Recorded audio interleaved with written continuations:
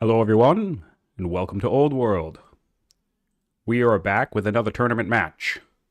This time, it's part 7 of a marathon round between Auro and Mojo, Carthage versus Assyria. Our players are deep into a long-standing standoff. Turn 132. Assyria is heavily fortified along these hills, and Carthage is across the way.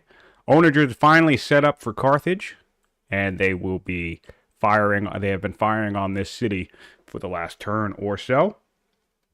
So Oro is finally back into the position of making progress against his opponent. Just give me 1 second here. I'm going to be posting the live link into Discord for those following us there.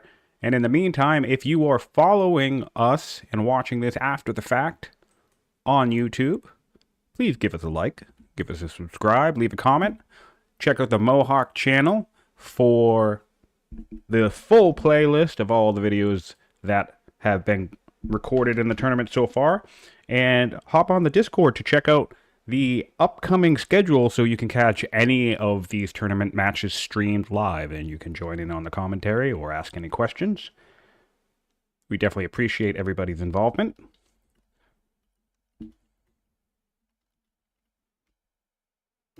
All right, that solves that. Okay, so let's look at the overall game state here. I'm going to start by checking some charts. We have the military score sheet. Carthage is back on top. Quite a ways ago, back around turn 100, was a fierce battle where Carthage attempted to leverage their unique unit and invade right around these foothills here. And as we can see through that chart, Mojo barely lost. He took a dip as well, but he just managed to really do a number on Oro and just send him back to the Stone Age a little bit. And Oro has spent most of the remaining game building back up. I think getting Onagers was a key thing for him. He didn't have siege in his first assault, so having siege now at this state of the game will certainly be helpful. As we can see, he's able to start tearing down this city pretty much unobstructed here. Mojo's going to have to make a decision about how he's going to handle that. Interestingly enough, as previous videos and commentary had noted, there's been no effort on the part of Carthage to try and come over this central path. Do we have traders? We do not. Yeah, you could road in here, and then really Assyria is mostly vacant in terms of their overall army. Their whole army is up in this mountain path.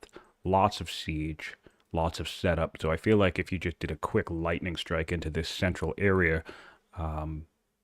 that could deal a decisive blow. So I have found it interesting that over this marathon session, there has been such a commitment from both players, I might add, to staging in this north. I just feel like if Carthage has set up some strong defense here in the event of an attack, right, and just started gradually bringing his troops down to the central path, he could make an incursion here that might be hard for Mojo to react to since most of his units are up here. It does look like Carthage is making his way with his elephant horde to maybe attempt that. We only see spearmen in Assyria compared to pikes being built on pikes being built on Carthage. So let's take a look here at what we're looking at in terms of overall science production, and then I'll just go right with the tech tree. Science lead has largely been in Mojo's favor for most of the game, and now Carthage is finally catching up. Long build up in this last back half of the game. In the late game here, we now have pretty much neck and neck in the tech tree. 7,700 in Assyria versus 7,100 for Carthage. So just a little bit catching up to do, but that's only about 2 or 3 techs, or honestly at this stage in the game, 1 or 2 techs, to be honest. So let's take a look at that tech tree and see where we're at. Carthage is actually grabbing jurisprudence, which I find an interesting choice instead of manor. Manor feels like it would be a better choice here, but jurisprudence is still a powerful technology. He could grab elites and save up a couple of turns worth of orders for a tremendous alpha strike off of that. That could be a great grab. So let's take a look at the tree here. Still no spoked wheel. Metaphysics, yep, don't really need this. I don't think. Maybe stealing technology could be useful, but we're going to need portcullis for that. So coming up spoke wheel, portcullis would make sense at some point. Grabbing martial code, grabbing barding, really maybe closing out with cataphracts. So yeah, to be honest, maybe I would probably prioritize this route. Really close that out. Or again, grabbing Manor, because Manor unlocks Swordsman. Swordsman would help in this situation too, because there's lots of spears, lots of crossbows. Crossbows counter Swordsman offensively, but Swordsman could do a number against them as well. So yeah, I'm not really feeling this jurisprudence pick here, but still, Elites is a very strong pick. Guilds is great too, but I feel like we're kind of past the point of really needing guilds. Elites you could grab and you could spend a couple of turns. Our order rate isn't that great for turn 139, to be honest. How many are we spending on worker turns? 10, right? So our order economy is only 40 orders per turn. I think this could be much better. Let's take a look at the law breakdown here. We have serfdom, yes. We have monotheism, but only... Oh, right, because they don't have a lot of cities on this map. Okay. We have orthodoxy, which I like. Some rush potential there. Vassalage, fine. Slavery, fine. Yes. Tyranny, great. So all of this pretty much checks out. Maybe we could do a quick dip into polytheism and spread some shrines to get more divine rule. There is a Heliopolis in Assyria. So their order economy is going to be quite nice. So let's take a hop over there while Auro's finishing up his turn and do a recap of that game state at this late 130 turns into the game.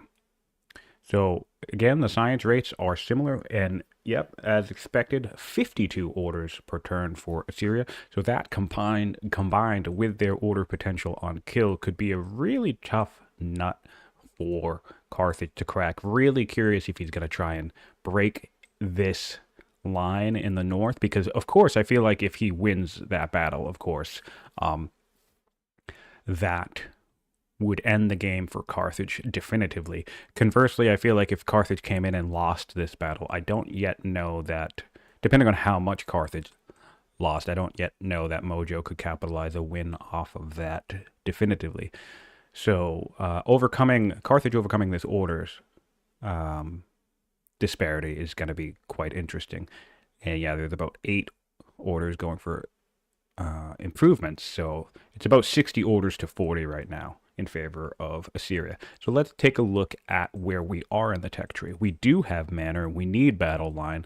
So we're behind on infantry square. So Auro actually has battle line and infantry square, but not manor. We can grab Bodkin, which is nice. That will help us get a consistent 8 strength unit. The longbowman's pretty solid. We're getting calligraphy now instead. I suspect we're going to start seeing some spam. We have portcullis already, so I suspect we're going to start seeing Mojo spam steel research against his opponent. Seems a bit unnecessary at this stage. However, you know, any bit of extra science is, excuse me, not bad. Doctrine could be a decent grab. Orthodoxy could be a tremendous way for us to use our excess order supply as Assyria. And of course, we have martial code highlighted, which is nice to see. So we're just a couple of techs away from that. And I hope I think this could be a game where we see barding and, although, you know, not really looking that good of an investment for Assyria, since we're already seeing pikes by the plenty.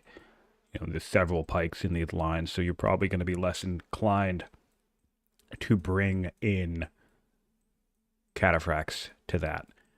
Conversely, compared to this line, we don't yet see pikes here.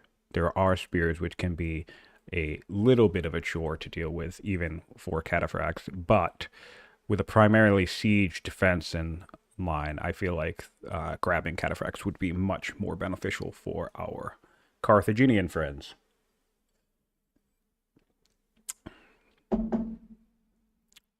Let's take a look at the political situations in each country. Not looking great in Assyria. -100 and 121 for the champs. So, and negative 229 for the hunters. So basically the two military families that you want to be up and up are not looking so hot. Also running decrees for our orders, which makes sense. Getting a ministry, that's cool to see. Let's see the Navy situation. Not a lot of ships in the water. There was some Navy action early in the game. There was actually an attempted landfall by Carthage down here in Gaza, and that was repelled. So there's been a lot of interesting action in this game so far. Everybody on the council is from patrons, which I find hilarious. But getting some champs or hunters on this council would help alleviate that opinion a little bit. What else are we looking at? We know where we are in the tech tree. We know where we are in the science. We know where we are in the orders. And our economies are pretty solid on both sides. So let's talk paths to victory. There are 11 unclaimed wonders on this map, which means there's 22 points left to claim on the map, which means, in all honesty, if either player got every single remaining wonder in the game under construction, that would guarantee a win until their opponent or manage to take points away from them. So let's factor in potential opulence points. Do we have any lined up in Assyria yet? No. I think there's an estate in here, but I'm not 100% sure where it is. I think there might be an estate in Assyria. But anyway, opulence points, that would be another 4 reliably for each faction, probably 5. So that could get us to the low 20s, and then would only need about 14 points, which is only about 7 of the remaining wonders. So if either player gets 6 or 7 of the remaining wonders, I believe there is a path to a point victory, and that can be a situation that can manifest itself when these stalemates come into play. And to be honest, as somewhat anticlimactic or time-consuming as a game such as this might seem to the viewer, right? This is pretty much as perfect a game of Old World that you want to get, right? We had an advantage at one point for Mojo, and he tried to press against his opponent and failed. And then we had a huge advantage for Carthage at one point, and he tried to press against his opponent and failed, right? I don't think this is a game where either opponent is really not attempting to win the game, right? I don't think either opponent has been in a situation where, they have a clear advantage and then aren't attempting to capitalize on it. Of course, sure, there might have been better tactical decisions that either player could make in a given situation. But really, I mean, this type of standoff is a standoff between two players of seemingly relatively equal skill, certainly a strong map presence and position. And the reason why we're seeing a standoff like this is because the balance of power between both players and their position is so tight that a misstep could really result in ending the game in favor of the other opponent. So really, when you have a perfectly evenly matched game of Old World, this is what you're going to see sometimes. And we've seen this in the multiplayer meta from years ago. There are some videos online floating of those games, and you'll just see, 50 onagers lining the hills, or mangonels even, right? Mangonels and forts lining the hills, and just these brutal standoffs that ultimately resulted, in some cases, in actual draws between the opponents. And because, it was proving more and more difficult to try and get the last level of points or whatever. Or the game would have been deemed too long to take place, to finish, I guess. We have a palace in the capital. We do have a legendary city in Carthage, and I suspect that also means, we have our university. So really getting into this endgame science, checking this graph. Yeah, look at that spike. This is why when people talk about rushing legendary cities, this is what we mean. You get rushed legendary cities. You get something like scholarship relatively early. And you can hit this type of science, 200 science per turn, even without scholarship, and depending if you structure your empire right. But you can hit this all the way back here on like turn 70 or 80. You can get this level of science, and then the game just breaks open on a whole different level, really. But yeah, so Carthage is in full swing there, and hopping back over to Assyria just to take a look at that tech tree. We do have citizenship, but Mojo did not opt to grab scholarship at any point, but he doesn't really need it. 174 science is still fine, so not really gonna bring him into overdrive, really. Oh, we do have, I didn't notice this, I didn't clock this. We do have Windlass, so we want mana into Windlass, so we have the ability to produce crossbows, which is just fantastic for them. So we have a solid counter to the pike situation, really, which is going to be another type of thing that contributes to these standoffs, really, because, one player has pikes, which is 8th strength unit, which is pretty much superior to most things that Mojo has at the moment, with the exception of the crossbow, right? So Auro can't really attack Mojo because of crossbows. And Mojo can't really attack Auro because of the elephants, and the pikes will still do a decent number. The elephants in particular would still do a decent number of damage against these pikes out in the open. These crossbows out in the open. But the crossbows would do a decent damage to them too, because the elephants are melee. So yeah, it's really interesting to see. I think this is honestly, I genuinely think that this is one of the best and most evenly matched games so far in the tournament.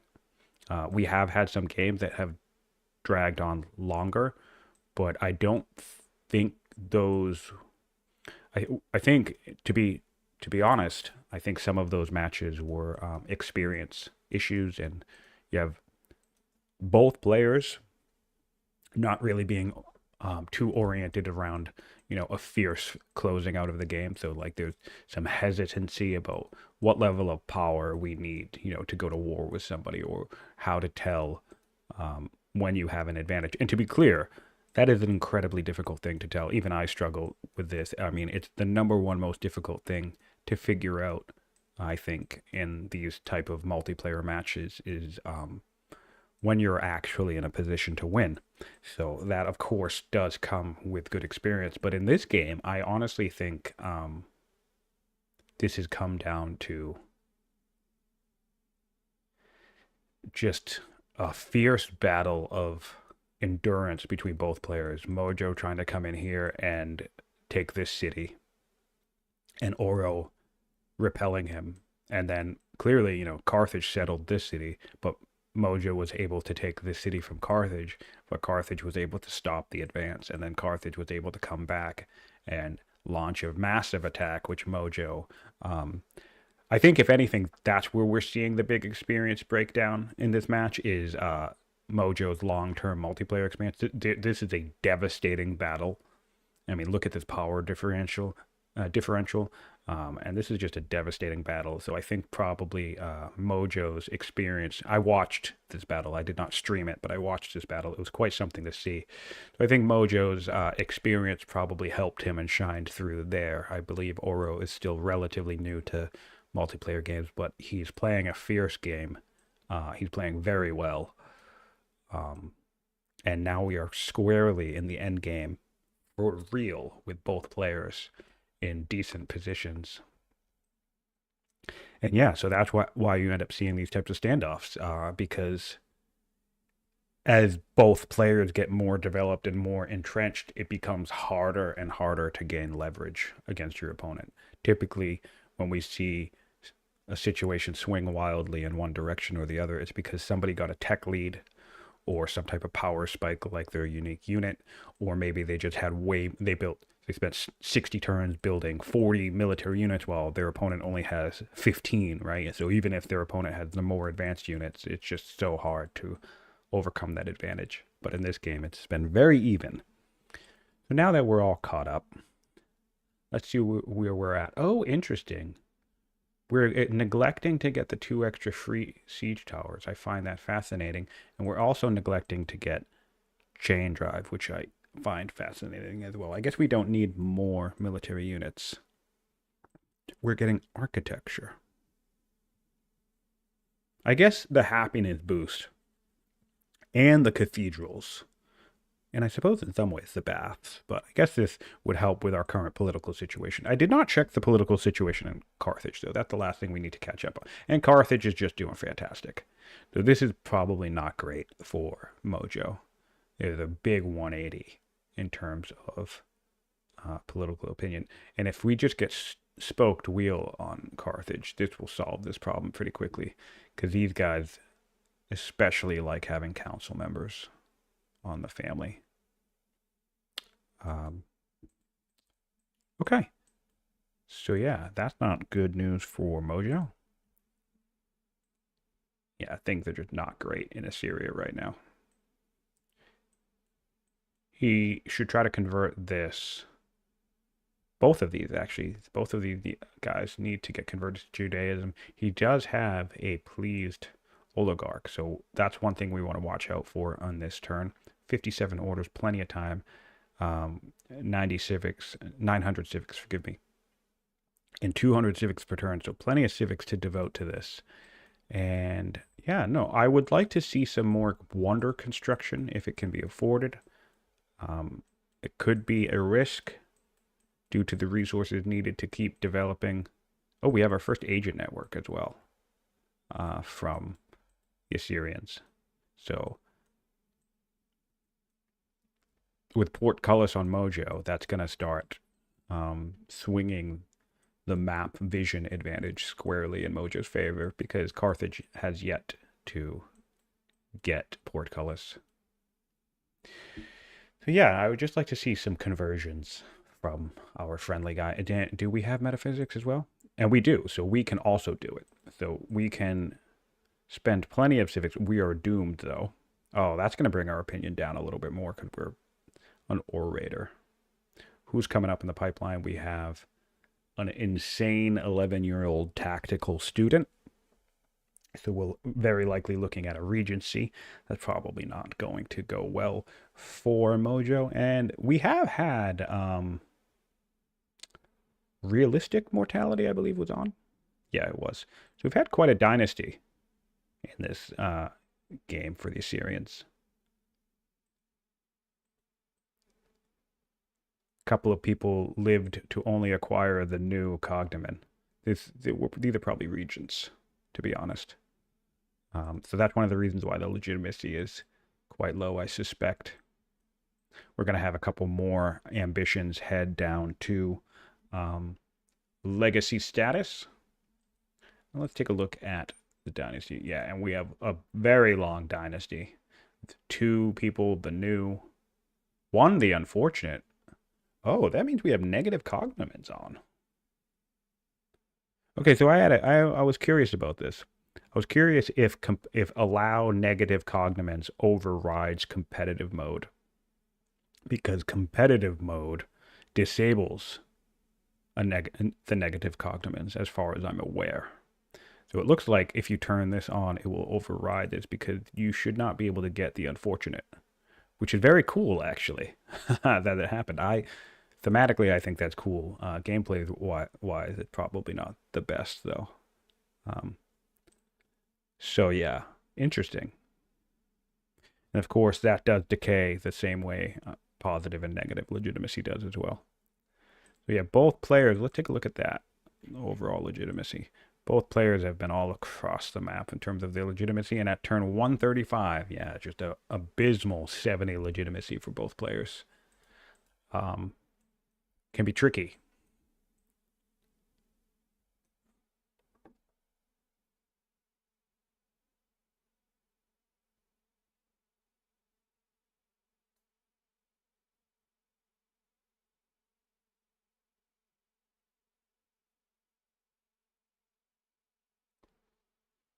All right.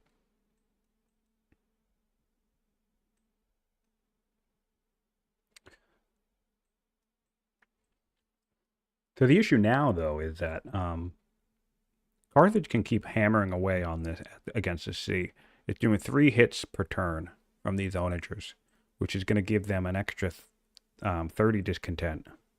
So that's not going to be great for opinion. Because right now it says we're 16 years away from this leveling up, but in reality, we're probably like 6 years away from this leveling up, give or take. Because our discontent rate is already 10, and every other hit is another 3, so that's 40 per turn. Yeah, that's probably like 5 actually, 4 or 5 years before that levels up again. So that's, think about that speed up, because it's 16 years normally, but with all of the attacks, it's increasing it by like a multiple of 4. Crazy. Getting some watermills up and running.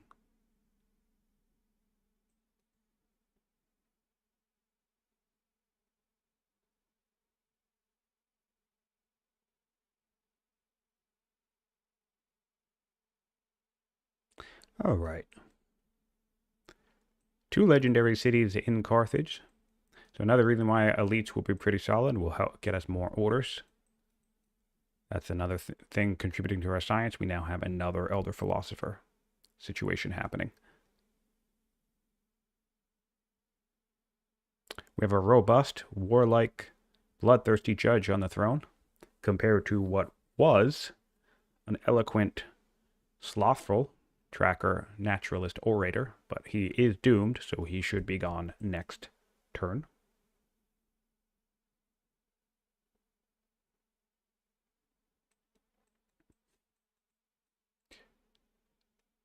Three more turns on jurisprudence. And I think the other thing that we could think of, which could be a good reason to come up here, but honestly, just get mana and cohorts. Well, I guess you need barding as well. So another thing that you can think about at this stage in the game is tech points, you know?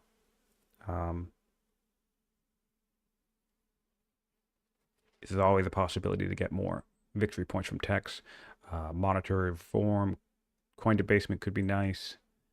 Trade League, autarky could be nice for Carthage in particular, because autarky would help him get more elephants if he wants.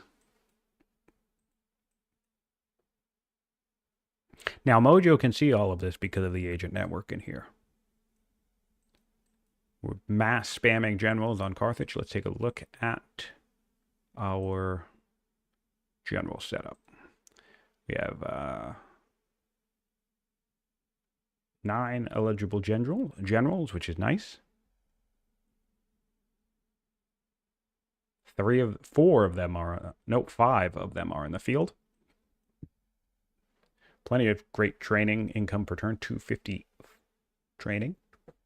Their economy is pretty solid. Let's take a look, one comparison of that. So 137 food on Carthage compared to 116. Sorry, 1.6. So there's no food income in Assyria right now. So there's a massive food advantage to Carthage. 131 iron to 75 iron. So advantage Carthage. 120 stone to 82 stone. Advantage Carthage. And even 160 wood to 120 wood advantage Carthage. So the economy is, and then of course Carthage is making 1,100 gold per turn to Assyria's negative 72. So really here, the Carthaginian economy is just booming, and Mojo is showing as weaker. So this is just going to come down to timing and tactics, I suspect. And again, that power score with Mojo being weaker, yeah, really climbing up ahead. We've really rebounded from that last blunder. But I suspect after a battle like this, if you're Auro, you really don't want to make that mistake again, you know? So there's going to certainly be some pause there where you're thinking, you know, Mojo is not someone you mess with. You can't just steamroll in with a bunch of elephants and call it a day. The wall, has to be autonomous. I'm not understanding the walls here. Yep, don't get it, but here we are. So with the other thing, yeah, I really would like to see more wonders. We're buying tiles. That doesn't seem like it's worth it, but I guess we want a grove out here, more maybe some more pearls. But I feel like with this level of economy, you're pretty well developed. You can kind of start fixating on other stuff here, namely trying to win, I guess.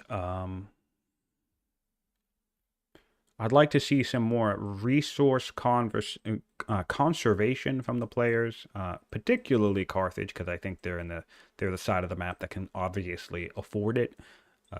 Conserve your resources, start building some wonders. Mausoleum would be a nice grab. Colossus would be a nice grab. Circus Maximus would be a nice grab. Chthon would be a decent grab. All of the other ones that are usually good, like Ziggurat and Gardens, Ishtar, even the museum at this point, they're still good, but they're not a high priority because those are build up wonders, right? You build the Ziggurat early and it helps you out all game. You build the Mausoleum as soon as you hit strong with a decent science city, it gives you a big boost. Those are less valuable now, so I'm thinking Colossus for the free promotion. Um, Circus Maximus for the free promotion, Mausoleum for the free promotion. Those are the big ones that I would want to grab pretty quickly at this stage in the game if I were Carthage. And of course, Mojo got the Heliopolis, which is, I would say, the crown jewel of legendary wonders, apart from maybe the Colosseum. But I mean, I feel like if you're in a standoff like this, the Colosseum's not going to win you the game, but the Heliopolis will. So that's nice. Colosseum is nice if you can get it early and leverage the swordsman, and of course, because it creates a really nice military powerhouse. But from a primary, a Colosseum in the city would be disgusting. But it's not on the game, it's not in the map, and the Heliopolis generally is stronger, I think, long term, and in a state like this where you have a standoff. I think they're both stronger than each other, but for different reasons, and largely it comes down to timing and how the game's going to end. So we do have a new ruler on the throne. Good news, I think. This is a zealot, and the reason why that's good news is, well, actually, no, all of the opinion sucks right now, but same difference. He is still pleased. Yep, and he's running a conversion mission. He's running another, perfect. So now he's doing what he needs to do. He's converting people. And because he's a zealot and he's Jewish, he will increase that Jewish opinion in this faction. And that will, once all these convert, these guys are going to take a nice big jump in opinion. So he can stabilize this crisis. It'll just take a couple of turns. Who is he converting right now? Oligarch Soraya. Okay, and he's converting Princess Altipeti. Okay, he's starting with the oligarchs. See, I don't like to do it. I wouldn't do it that way. I mean, of course you start with the oligarchs, right? But I would. Oh, I guess you don't. You only need to. Okay, never mind. No, so there aren't enough people who follow the religion. Just converting the oligarch in the hunters actually would work. So moving on to a different person is fine. But just to finish that thought process of how I would do it. Let's say, yeah, there's a lot of religion here.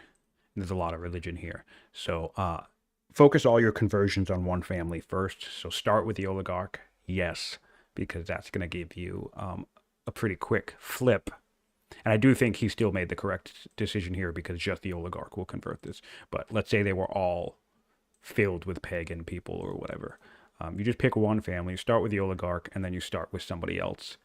And specifically, you'll see these two people down here don't follow religion.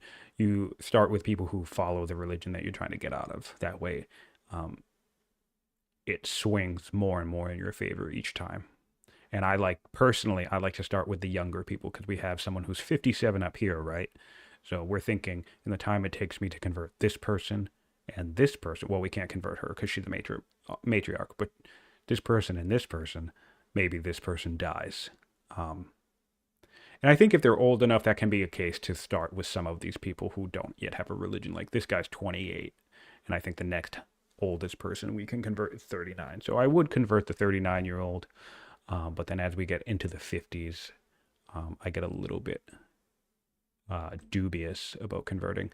Champion should convert pretty easily, though. We'll do the oligarch, which is nice. And then we'll just need to do one Christian person. We'll do it. So two convert. So this is actually a good example. You know, if I were looking at these two families, the Adasis and the Sargonids, I'd start with the Sargonids. I'd do the, and I'd use both characters to convert, one on the oligarch and then one on this 16-year-old, the youngest, who's also Christian. I don't know if you can convert 16-year-olds. I think they just need to be older than like 12 or something. But that's how I would do it. Because then this guy, right, who's 44, maybe I need to convert him, maybe I don't, but you know, eventually he'll die. Anyway. All right, so we have stirrups, we have ballistics, which can get us mangonels. That would be tricky to attack into. Be curious to see what decisions get made here. All of these technologies are pretty solid. I don't really think scholarship is needed, but it will certainly catch us back up on the science momentum that Carthage is beginning to carry away on, and we're getting ballistics. Okay, I dig it. I do think battle line would be a nice grab here, though, just because we already have manor, and again, same situation. We see a bunch of we see a bunch of pikes. We know our opponent has a bunch of elephants on the other side of the map anyway, so battle line would give us cohorts for the pikes, even though we already have crossbows, but cohorts won't hurt. But more importantly, get us pikes for the elephants. And of course, equalize our pike situation. Interesting posturing here from a swordsman on Auro. Let's check out Auro's vision state of Assyria. We have just this one thing. Yeah. I'd like to keep an eye out. I think it's always nice to take a turn and just do a quick investigation of your opponent if you don't have portcullis. And what I like to do is I have my scout here, and I would just move him out here and then use a force march to kind of move all the way out, force march, clear over here, and then force march all the way back. You know, just make sure you can get back to being hidden again. And you can do a quick route like that to really get good eyes on your opponent. I think if Carthage can figure out that there's pretty much nothing sitting in the heartland of Assyria, some type of pincer play here would be tricky, I think, for Assyria to deal with. Excuse me. One moment.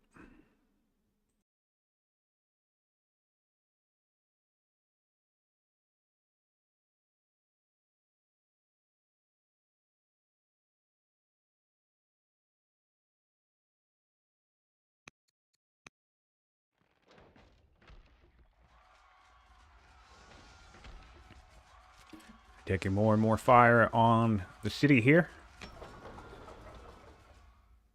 Yep. Tricky. Getting relentlessly poked is always frustrating. I've been on the receiving end of that, and it's not fun at all. There's really not much you can do about it. Because with Carthage being stronger, Assyria is really in no position to attack. And this is the threat, by the way. Strategically. This is the type of threat that you deal with from siege. Because if you can get siege weapons perched outside of your opponent's city, have them protected by a decent unit, whether it's spears, pikes, or your unique unit, whatever it is, then you create this situation where it's very difficult to attack into siege weapons if you don't have your own siege weapons. Or you don't have good numbers. Or, you know, in the case of Syria, any cavalry. So then it creates a situation where you can just do a lot of damage. And then, you know, if he moved this onager up here, he can start attacking. Right? He could attack at least 2 units. And you basically do what we call an onager creep. There aren't enough onagers, I think, to really pull this off, but you could bring a guy here, or bring a guy out here, right? And then a guy out here. While you have a bunch of onagers on the hills. In forts, by the way, in forts already. And so you move onagers out to the front, unlimber them, and that creates a threat for your opponent. A creeping threat for your opponent, because then all of a sudden you can hit, let's say you get a couple of onagers out here, 3 or 4 of their units. And the only solution that your opponent has to that, it would be to come up and kill or destroy those onagers, right? But the problem that creates is if Assyria, who is currently weaker than us, did that, then that puts them in the position of all of the backline onagers that are already set up.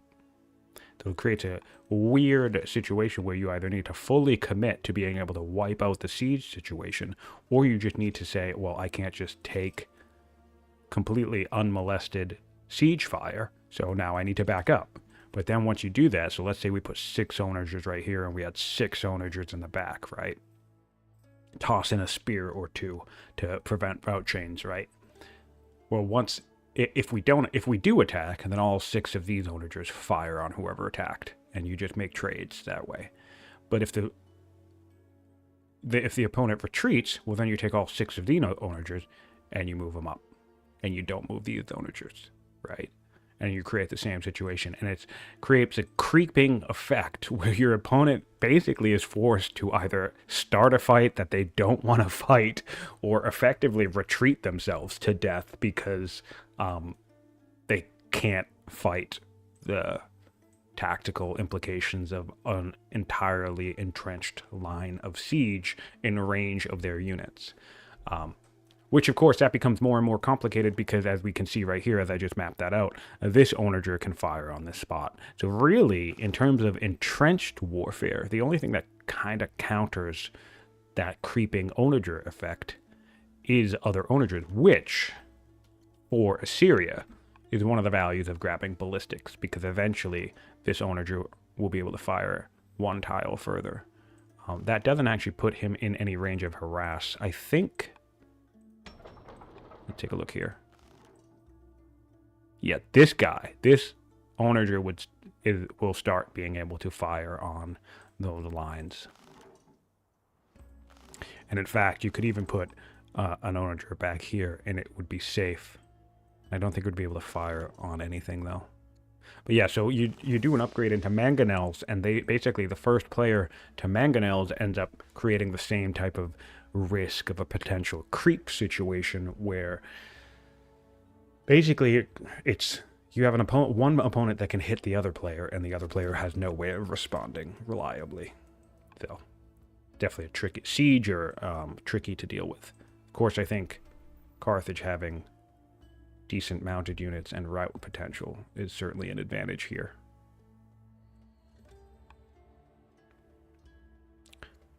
Assyria does have spoked wheel, right? Yeah, we have spoked wheel. We could be getting stirrups. That could be helpful. What have we chosen? We chose ballistics. Right. That makes sense. Yeah, horses are a tricky situation in this current battlefield because there are pikes everywhere. So it's like that sucks if you're trying to dislodge a bunch of siege. And that's why really entrenched warfare in this game honestly comes down to trading units. There's no way to fight a battle like this where you're not going to lose 30 to 50% of the units that you throw into the combat. I just don't see that happening. So that's where the tactics comes, and that's where things like attrition come from, This game doesn't have an actual attrition mechanic. There's nothing that whittles down your supply lines or your income, or gradually decays the HP of your units, when they're in opponent's territory or anything like that. It basically health, the inability to heal outside of your own territory or without a hero, and then just the economics of throwing bodies at the problem. Can you outproduce your opponent? Can you get more kills than your opponent, tactically speaking? And can you shrug off the losses that you are inevitably going to take in the heat of a major battle? So we do have some aggressive posturing down here by some triremes. Mojo got cartography. I was suspecting that we would see some steel research there. We are seeing steel research. That's going to give us an extra 180 science every 3 years. But also a big posturing moment here is that we have 2 triremes coming in. And they can do a number on these biremes. Well, I guess not too much, but they don't take... I am fascinated by this. What is happening here? This bireme does 7 damage and only takes 4. Oh, you know what it is? It's opinion. Is this a champion? Yeah. So this is a really great example here. I'm just going to stick with this for one quick second. We know that our champions have negative 267 opinion, which amounts to a negative 20 combat bonus. 20 strength combat bonus for these ships. Right? Now, if we take a peek over at Carthage, this is an artisan family, and our artisans are getting a plus 10% for being friendly, right? Over 400 opinion with the artisans. So even though you have, neither of these have promotions. We have a crit here, right? So these are operating at their normal, regular capacity, and yet this bireme is going to do 7 damage to a trireme. And the trireme, I mean, it is fortified here. So let's take it back here. Only 5 damage in return. This one's unfortified and unpromoted, but it is in friendly territory. So, but that's the type of thing that we're looking at. A trireme is a really nice technological advantage over a bireme. But the politics of this game, which is one of my favorite things about it. I think it's really cool the way that political stuff matters, but it's not done in an arbitrary way. It's done in a very simple way, which is, hey, combat strength. You know, if your families love you, they fight better. If they don't like you, they fight worse, right? But when you combine that and you have a stable or thriving political situation in one nation versus a collapsing political situation in the other, it can really affect combat in dramatic ways. Like this trireme should be doing 7, 8, or 9 damage to these biremes, and it's just not. And that's solely not because of promotions or generals or anything else. It's solely because of family opinion. So that's something to think about as you try to manage your empires and go to war with your opponents. Interesting purchasing of these borders. Like to see it. Creative use of border purchasing, I suppose. I'm curious if Carthage is going to attempt to collapse this whole border. We are moving units down south here. Fun fact. Archers are one of the few units in the game that, for some reason, inexplicably, have both male and female models. Not that that's a bad thing, by the way. I just find it interesting that there's about 3 or 4 units in the entire game that have both. I think the scout is another one. The worker is another one. And who else? I believe archer, scout, worker, and that might be it. It might just be those 3. But those are the only 3 models in the game. There could be a 4th one, I can't remember. That actually have female models and pictures. So here we have a... Although, I kind of look... You can barely tell them apart, to be honest. Which is also kind of what makes it funny. But I can tell from the portrait. Let's see if there's a different one lying around here somewhere. Slingers could be another one, but I don't think so. Slingers might be the other one. The range units. Actually, let's take a peek at the Bodkin arrow people. Well, he's a general. No, that's... Sorry, nobody probably cares. I just got curious. I went on a tangent there. All right. So we have a new agent network for Mojo, which is nice to see. So now we have Zama. So soon... I'm surprised he didn't go straight for the capital, because the capital would give us a really solid amount of science. You could just run up here and go straight for the capital. And that's also really good intelligence, because that will give us the knowledge we need. Like, if he came over to the capital and he would get a sense that, oh shit, this thing's generating 100 science per turn, which would tell Mojo, who only has 144 science per turn, all right, Carthage's science is better than mine. So that's a reason why to go check out your opponent's capital, to kind of see what their major city is up to, how it was structured for most of the game.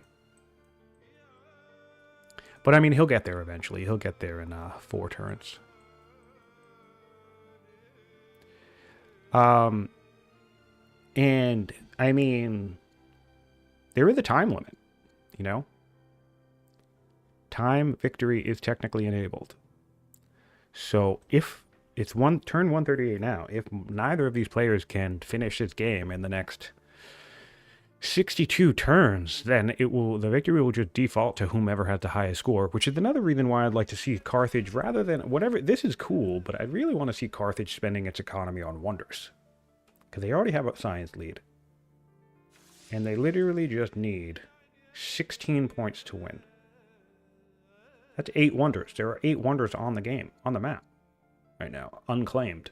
He could literally save up for like 5 or 10 turns and probably buy 4 of these immediately, right? Build 4 of them. And that's what you want to do. Kind of surprise your opponent with a big dump of being like, oh, hey, by the way, just a reminder, there are wonders in the game. We are coming in with an attack. Sorry, I'm ranting up here. So Assyria is making a move here, deciding I'm not going to keep being harassed by that onager fire. We already took out 1 onager. Looks like we're going for a second one, attempting to get the 3rd as well. We moved up 5 units here. We moved up 3 Assyrian siege towers, 1 chariot, and a spearman into this conflict. We have 43 orders to go. Like to see this aggression here. This is probably going to be an issue for Mojo, just because I suspect every unit that he brings up here is going to die. But the order advantage is distinctly in Assyria's hand, so I'll be curious to see how this battle goes. We do have enlist potential in Assyria. There is a zealot on the throne. He's old, though. He's only 60 years old. That sucks. Let's see.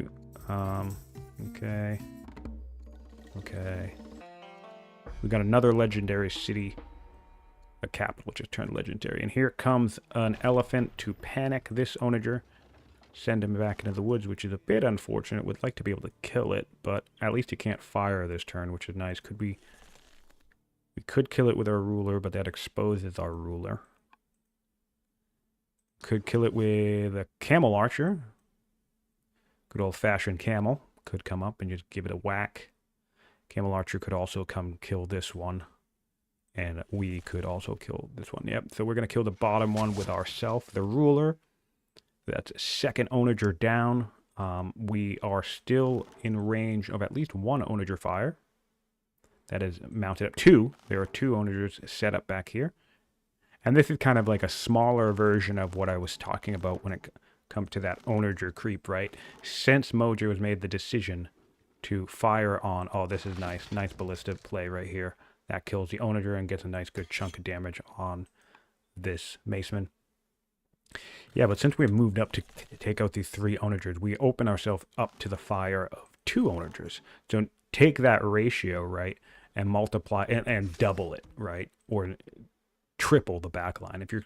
If there's 6 onagers back here, it becomes even harder and harder to try and dislodge these front-firing onagers, because you know you're just going to get wailed on from the back line if you can't break the whole thing. And I don't think that Assyria will even be able to dislodge these 2 backline onagers. So that's going to be a decent amount of incoming damage he'll have to deal with.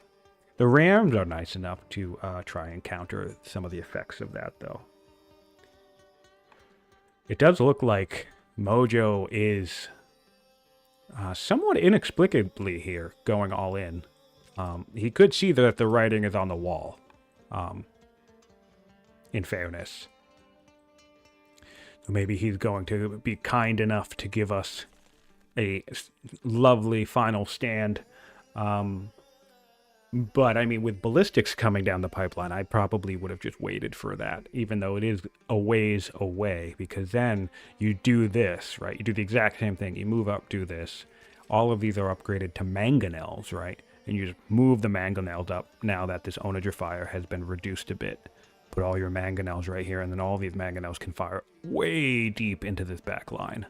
And you do the same thing with the spears, too. Like, these spears would be right here. You just put a bunch of mangonels back here. That way, as Carthage comes in to try and do the same thing and counter you, you just have deadly, brutal mangonels in the back line coming up and firing. In fact, Carthage is really still light on siege. So we still want to see the siege moving up. Yep, see, here we go. So this is the type of stuff that I'm talking about. And again, maybe, Mojo's thinking about time, Mojo's thinking about the clock. So all of this is the fair. I'm not saying Mojo's making a mistake here. I think, he's using his best judgment, and I can't say that I would do any better or worse in the same situation, for sure. It's hard to know. But I'm just thinking with the perspective we have, right? Oh, man, if these were already mangonels, that would just be so brutal. Because look, they can hit back here, right? This guy can hit that pike in the back, but you'd get that one more range. So you'd hit this whole back line here, and you'd do more damage. So, mangonels, I think, are the really nice end game power spike to kind of try and leverage. And I mean end game power spike. Like, we are well into the end game here. Nice. Wait, which one did he attack?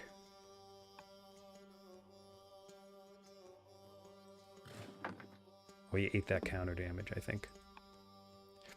Yeah, he ate that counter damage. All right, so once again, fierce battle in the north is at hand.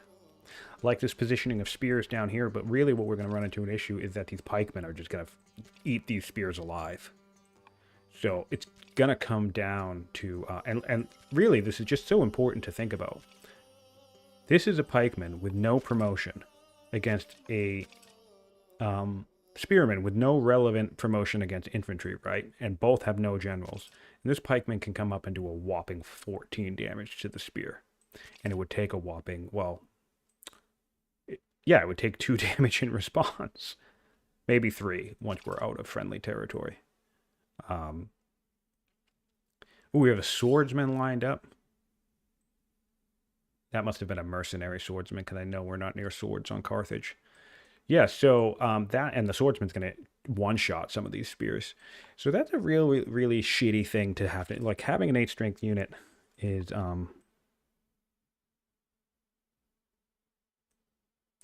really, really tricky to deal with once your opponent has 8 strength units, which is partially why ballistics could be a good decision here, but battle line, it's 140 rather, just about to be turned 140, and I feel like Mojo's a little bit behind on having battle line.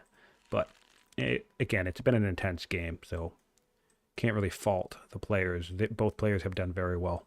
We have a question from chat saying, I don't know much about this map. Carthage being like, oh, what the hell? I don't think he knew. Imagine if this whole attack happened. Oh, never mind. Oh, he was having a loading problem. I thought it would have been funny if he didn't notice, if he was down here like doing builder stuff and just didn't know this whole attack was happening. All right, so the question from chat was, I don't know much about this match, but I like how the map has natural choke points. Was the flow of this match any different before the onagers showed up? Yes, this is one of the longer games we've had in the tournament, but certainly it's a bit unfortunate, the length, because I know it makes it harder to watch, but I think this has been one of the better matches in the tournament. Both players have been in conflict for the majority of the match. Mojo got some strong early leads. At one point, he got a bonus maceman from an event. He also had stronger units compared to his opponent, and Mojo just kind of marched down this river valley to try and take this city. against his opponent, and he was repelled. And then at one point, I think he tried to do something else and also lost. And then I think Carthage tried to attack at one point and lost. But then Mojo, this city was settled by Carthage, so Mojo came up over this mountain pass, took this city, and then just to highlight it one more time, by the time Mojo finally got onagers up in the hills, at around turn 100, Auro attacked with a massive military advantage. And as we can see from this chart here, I mean, I don't know what part this is, but if you go back and watch one interesting part from this whole match, I would find whichever video has about turn, 95, 98, whatever, to turn, 110-ish, give or take. Just find turn 100 and watch that fight, because it was brutal. I watched it. I didn't cast it, so it's not one of my streams, but it is in the Mohawk playlist. Considering we're on part 7, I would suspect it's part 5, give or take, maybe part 4. So look for part 4 or 5, maybe 6, somewhere around there. And check out that battle. That battle took place around here, and Mojo just straight destroyed our Auro, despite having a clear military disadvantage, and it was awesome to watch. And then since that battle, both players have pretty much been in a holding pattern until now. I think this is the first major fight. Oh, and there was a battle down here at sea. There was some ship action as well. So lots of fun stuff to watch in this game. Unfortunate that it would take some time to sift through, but I really think this has been one of the more intense and evenly matched matches from the entire tournament so far. So if ever you sit down to watch, the full playthrough, this match very well could be the one to watch.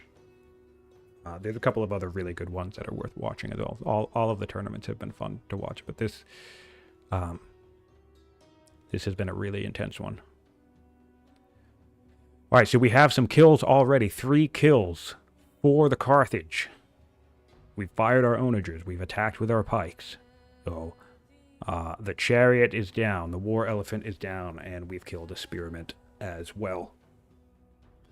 So I'll be curious to see how quickly or definitively Carthage might try to just seek an advantage here. Because again, let's not forget, we can come up and wipe out all of these spearmen as well very easily. Just 2 hits each. Yeah, really just 2 hits each, it looks like, give or take.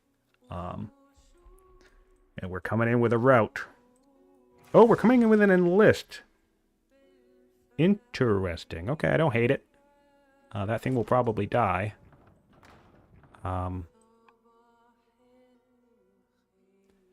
We'll see if Auro makes a comment suggesting this is the moment that he's discovered that enlisting stops a rout. But enlisting does stop a rout. You can't do both. And you can't activate enlist in the middle of a rout. So if you are on a routing unit, you have to choose between enlisting or routing. I really think a ranged unit or a high-powered unit like a ballista, but I mean still technically a ranged unit, are typically the best units to use enlist on, because you really can just enlist from any distance.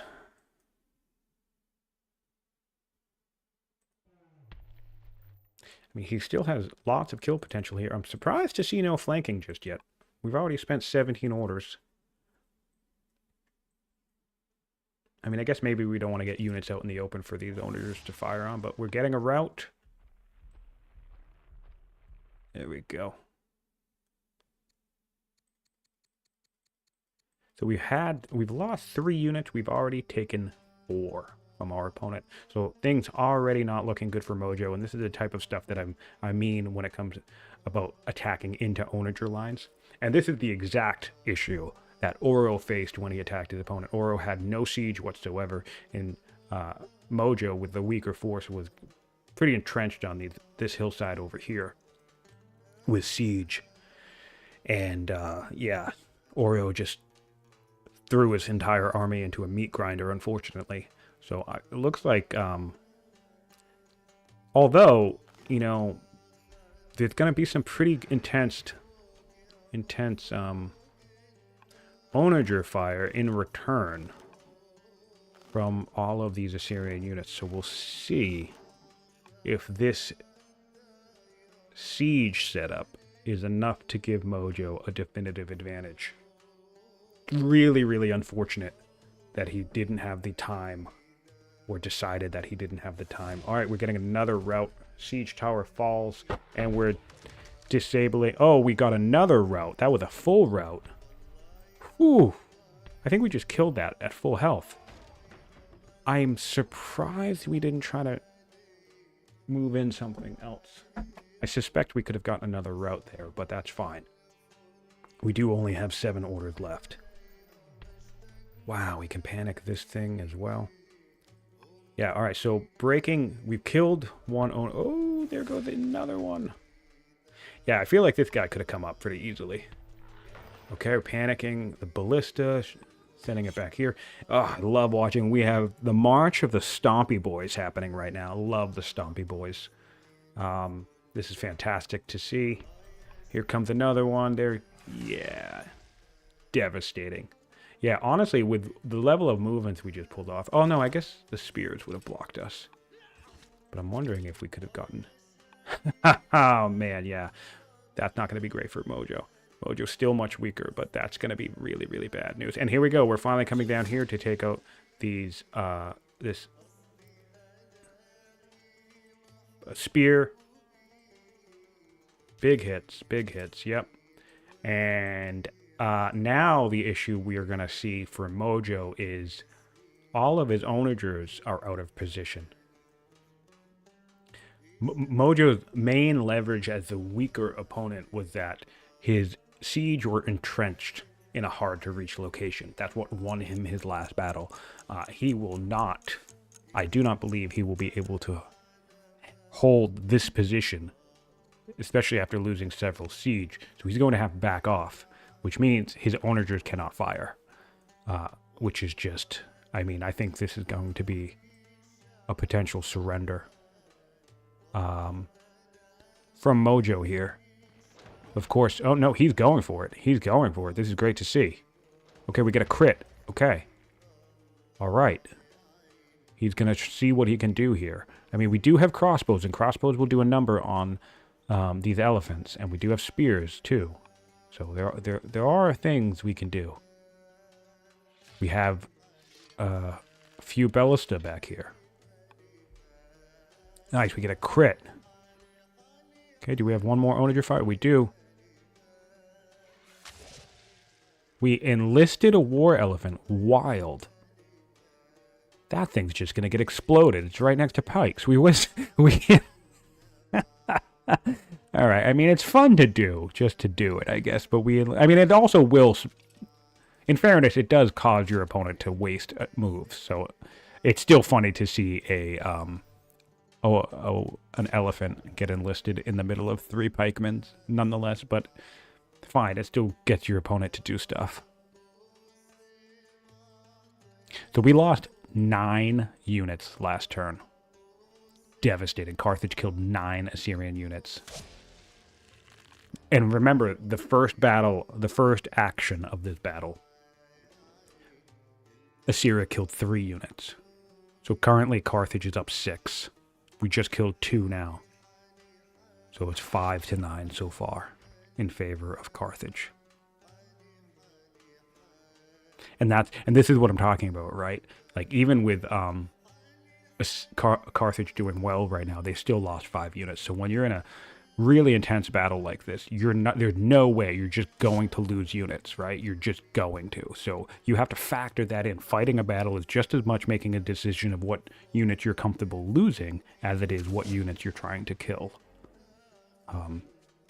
And that's why this enlist right here actually isn't that bad, because technically, even though you know this is going to die, you're making the decision to force your opponent to spend at least 2 attacks killing this thing. All right, so we've got 3 kills so far. And an enlist. But both players have the ability to enlist, so that's fun. We have one last thing that can fire. Out of range, though. This is why the mangonel would be awesome. The mangonel would be able to fire on this. So you can still take 2 kills here. And of course, Assyria has a massive order advantage. I think the order advantage is something like 60 to 40, give or take.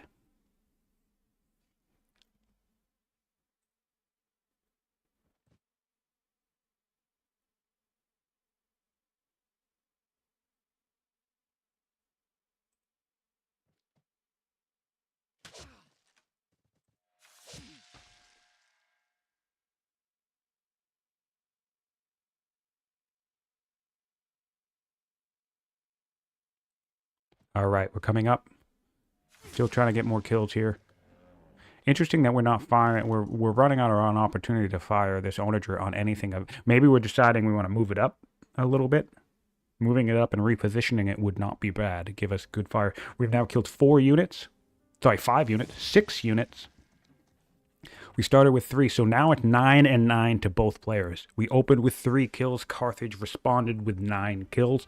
We've responded with 6 kills, keeping the battlefield even for both players, 9 and 9. Of course, Assyria is weaker than Carthage, so keeping it even is not a winning proposition, but a battle can often look like that, where you make trades across several rounds and hopefully you start pulling ahead in momentum by 2, 3, or 4 kills, and then ultimately you win the day. So here we are making a 6th kill. Nope. Sorry, Thelic on the way of that. We have 1 more hit at least.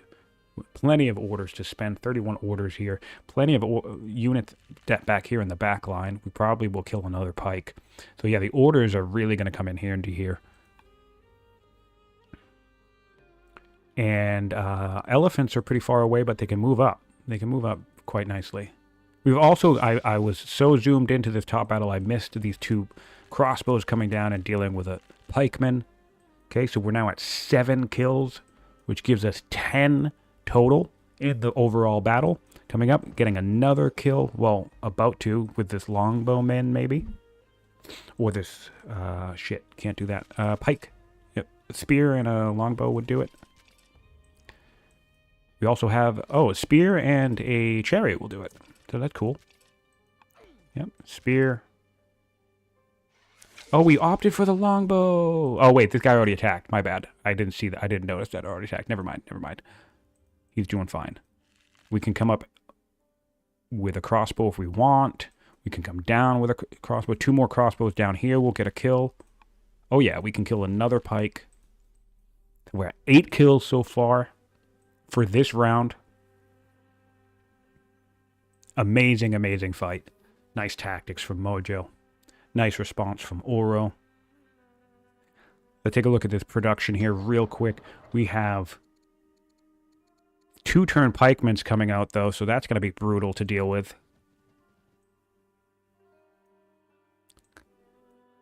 Nice. We're killing a maceman.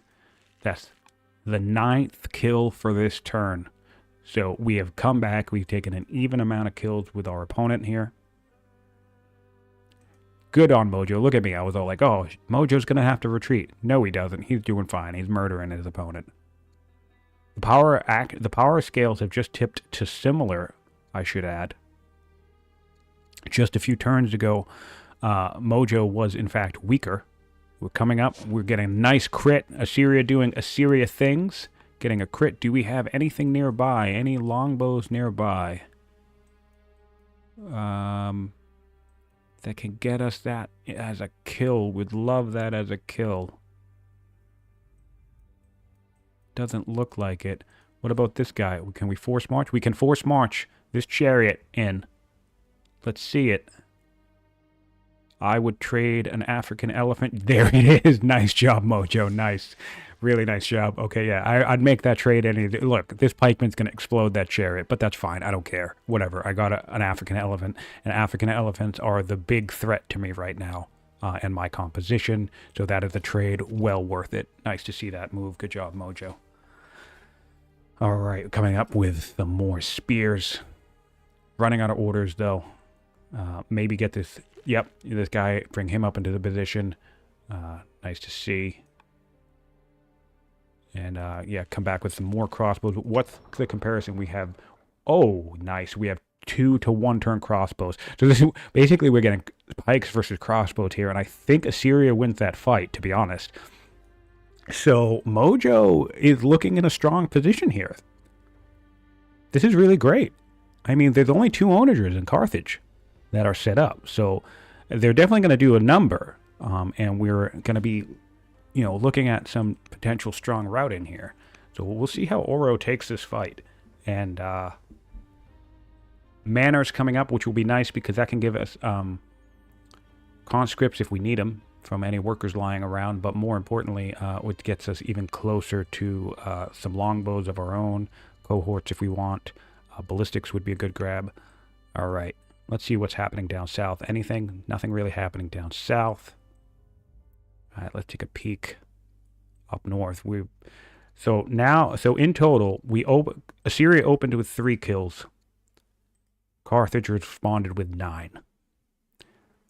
Assyria then responded in kind with 9 kills. So 12 kills for Assyria to 9 from Carthage in this current conflict here on turn 140 of Auro versus Mojo, the Battle of the Titans, entrenched in a brutal standoff, conflict after conflict. Mojo taking a beating in the first half of the game. Auro taking a beating in his penultimate invasion of Assyria around turn 100. And now Mojo deciding he's ready to try and launch an attack on the Carthaginian forces. Interesting to see a zealot hopping on an archer, but again, same principle. I mean, you can just plink that opponent from far, get that final kill, and then enlist it. Not too bad, not too bad.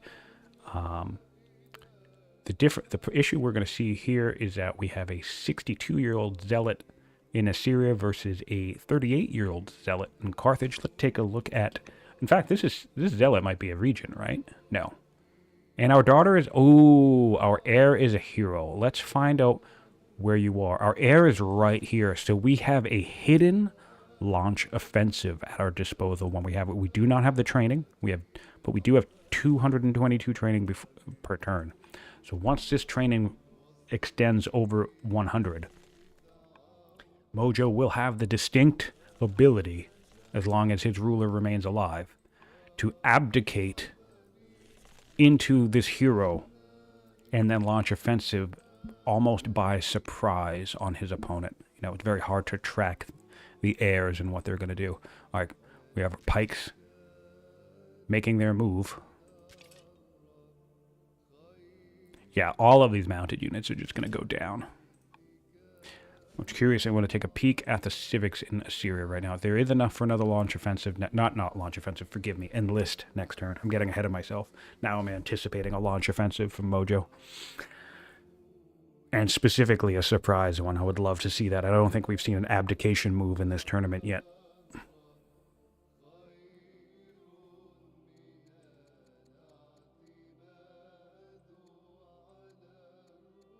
Alright, so we have our first kill here.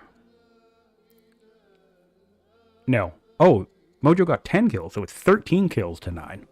I forgot, I wasn't calculating the list. So it's 13 to 9.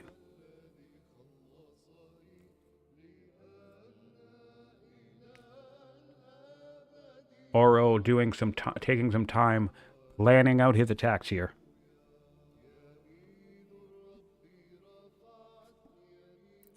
Things heating up.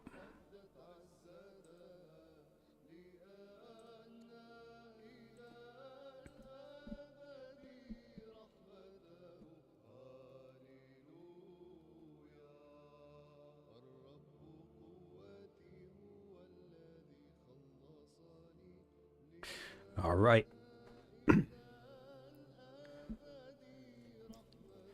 Trying to find a way to maximize damage. What is this? A ballista? Nice to see. A ballista with ranger promotion. Cool, that's always a nice find. It's now in the woods.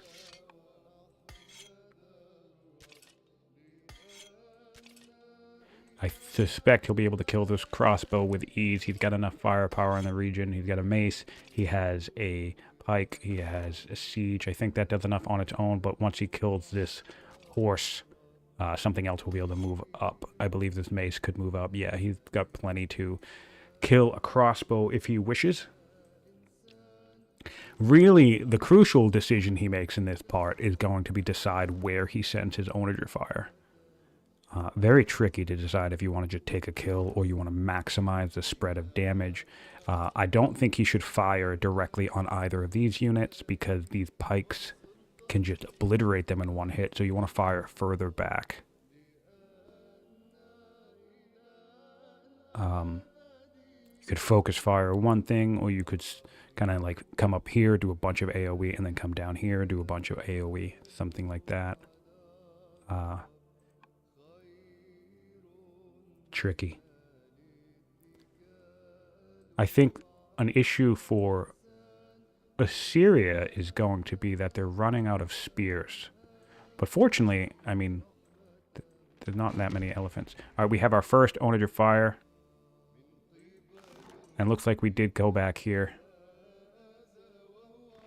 And we have our second onager fire. Yep. Back here as well. All right.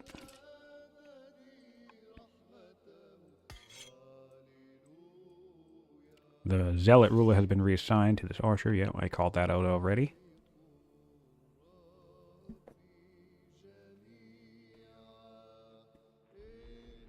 All right, incoming elephant. Down goes another Assyrian siege tower.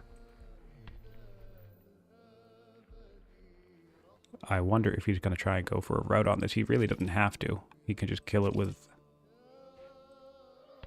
a pike. Interesting. Okay. Well, it does get his elephant out of this dangerous hellhole. Very cool. And then it allows the pike. Oh, no, they can't. The pikes can't come up. What he could do... Oh, he's routing again. So we're looking at 5 kills for Carthage. And we're going to have another rout. Oh, this routing is delightful to see from Auro. It really is like siege pressure versus routing pressure in this whole match has been what we're up against. And it makes sense because the primary thing you want to think about when you're fighting these major battles is kill pressure, right? Kill potential. How can you get more and more kills from your opponent? And the two best ways to do that are routing units and siege units, to be honest. That's one of the reasons why spears counter routing units so hard, is because if left to their own devices, then routing units will just lay waste to a battlefield if you let them. All right, running out of orders for Carthage, though. 6 orders left. 1,000 trading in the bank if he wants it. If he wants to spend more in orders here. He can move up and take more kills with a pike if he wants. He can toss an axe into the situation if he likes. No harm in doing that. He has maceman potential.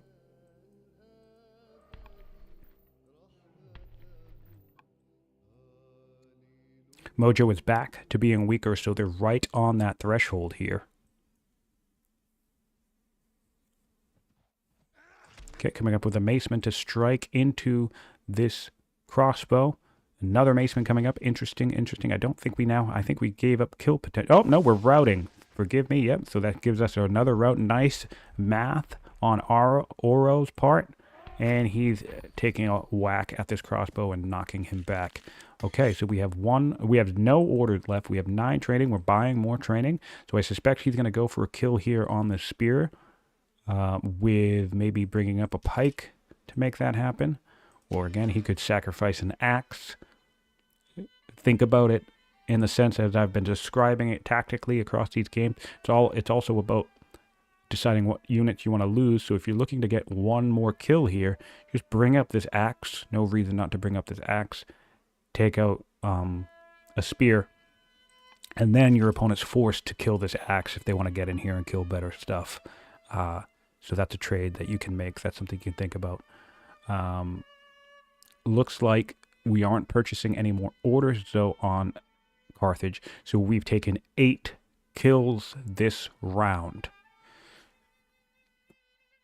8 plus 9 is 17 kills for Carthage to 13 kills for Assyria. And now it's Assyria's response, still weaker, being knocked back down to weaker.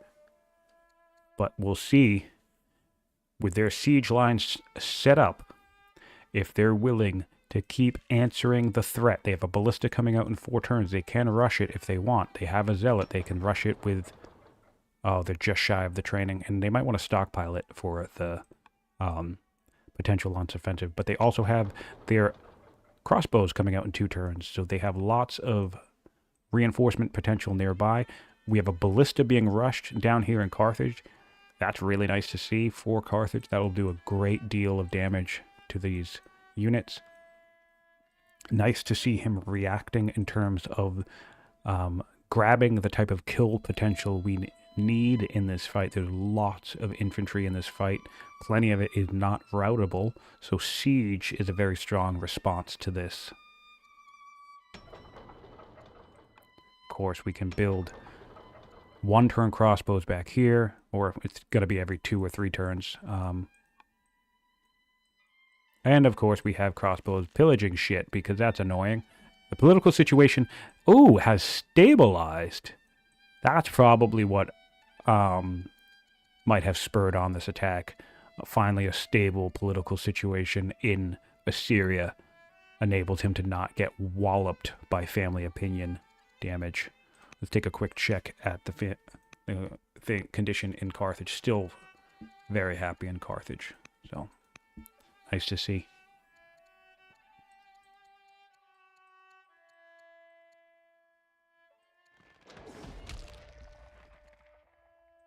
All right, we're firing into the enemy here with our backline onager. So that signals to me that, yep, with the onagers firing, that signals to me that Mojo is feeling fine in this fight now. He's committed to trying to do damage here. We're looking to get a greater number of kills than 7 or 9. I forget how many. There's only 7 showing here. And this is basically what I look at. When I'm in a battle, I look at these 2 numbers. I'm so glad they added this one in, the unit killed notification, because I had asked for that for quite some time. But basically, I look at this number, and this tells me the number I need to beat, and then I just keep getting kills until I can equal or surpass that number. And basically, in a roundabout way, that's how you fight a war in Old World. Just keep killing shit and kill more than your opponent. And one weakness, nice. A siege tower coming up into these woods, forgive me, a ballista, and taking a good chunk of this line. One thing I've seen some players, a bit of a strategic weakness, is they get too nervous about healing up their opponent, their unit. So, for example, this is a unit with only 3 health left. I've seen units just pull it back and heal it up. Man, you just use it to kill stuff. You just make trades. Keep making trades. Nice. A nice crisscross, killing 2 units. So we're up 3 kills now for this round. We are exposing our ballistas, so hopefully we can take out some elephants here. Coming down with a crossbow. Unfortunate, because we have a nearby crossbow. We could have buffed this a little bit with our commander. And we could have come down here and killed this with the crossbow, buffing the commander further. Yeah, so we're already doing that. So that was a bit out of order there. Yeah, we would have done an extra 2 damage to this pike. This pike would be dead right now if we... It's always tricky, right? Because you're so used to moving forward and then attacking first, right? But if he moved forward and then moved this forward and attacked, this pike would be dead. We're going to enlist a pike, though. I love that. That's a smart decision, I think. I think that's a smart decision. Because that's going to be much easier and much more difficult to kill, especially if we can get rid of this ballista somehow. Whoa! And enlist kept the fortify. That's fantastic to discover. I was not aware of that myself either. Very, very interesting development there. That's All right, so we looks like we will have some kill potential on the ballista here, or maybe he'll go for the onager. Both are very good targets. We're going for the onager, it looks like. Let's see if we can get more range damage in here. We don't have much, it looks like, which is unfortunate. Oh, camel archer. Camel archer can come up. Not enough for the kill, though.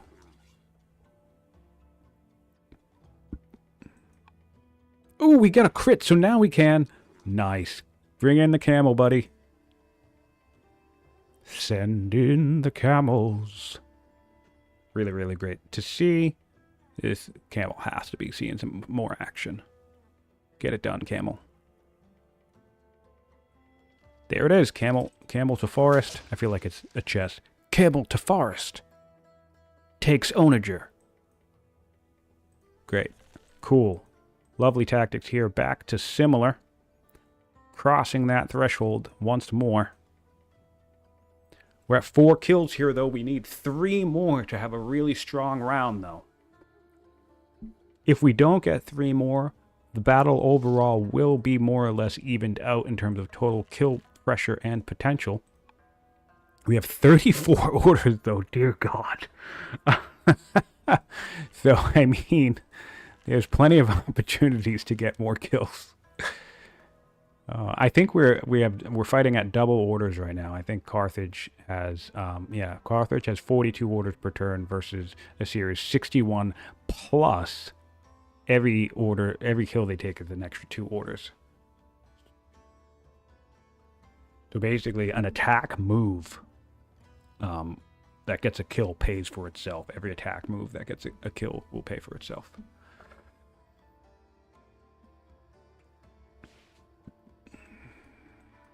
We just need to keep numbers. Mojo needs to be able to keep throwing numbers at the problem. I actually might rush out this ballista, to be totally honest. It's only 230 civics. All right, we're getting a crossbow here. I bring up this backline crossbow for this kill. Don't move. I wouldn't move this one in. I'd bring up this backline because we want to move this backline up anyway, right? Although maybe that just opens it up to getting killed by pikes. Still, something to think about. Maybe move the back line. Or maybe bring in 2 axes. Okay, we're coming up over here with more crossbow. Crossbow in a fort. Let's be clear. Units inside a fort in enemy territory will not get the fort bonus. But this fort is actually outside of the Carthaginian territory. So this crossbow is now actually in a fort. So we got a fully fortified enlisted pikeman. And now we have a fortified crossbow. So this is looking like a strong position. There is a way in here, though, with this onager. It's really, really unfortunate that it doesn't look like Mojo is going to be able to take down this elephant with anything. That is pretty shitty, to be honest, because there's plenty of kill potential here. You can just maceman and just start routing into this, and then maybe route up here. Potentially with the ballista route up there. He could do a massive potential route chain Auro in response. So we'll see what happens there. Moving up crossbows from the back line here. So opting to go this way with this backline crossbow. Well, that's fine. I'll be curious if he takes his kill. We're at 4 kills now on Assyria.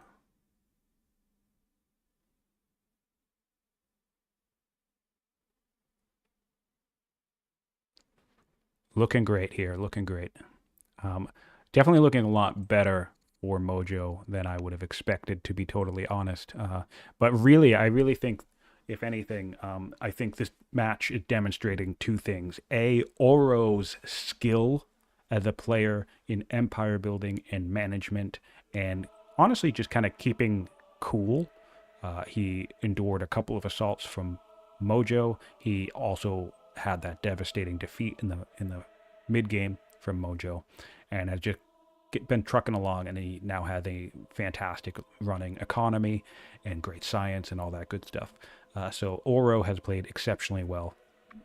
And on the flip side, I think for Mojo, what we're seeing in display here is just a wealth of long-term experience I can't speak specifically for Auro. I think this tournament is his kind of more or less introduction to the multiplayer duelist scene. But Mojo has been playing multiplayer duels for years at this point. He was big in the duelist scene 3 or 4 years ago, and of course he's played over cloud plenty in that time. So I think we have two great players duking it out here, two strong opponents, and it'll be curious to see how this goes. It's really something. This has been an incredible match to watch. And for pretty much since the first part of this game, this is part 7 that we're recording right now.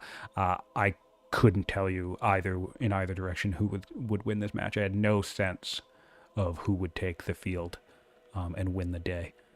I still don't. I mean, I think Mojo's playing very well, but my instinct is kind of feeling Carthage here with what we're looking at. Like, I'm inclined to think, oh, Carthage should win this, right? But Mojo is just playing so well. All right, we have an elephant coming up once more, getting that route into the ballista.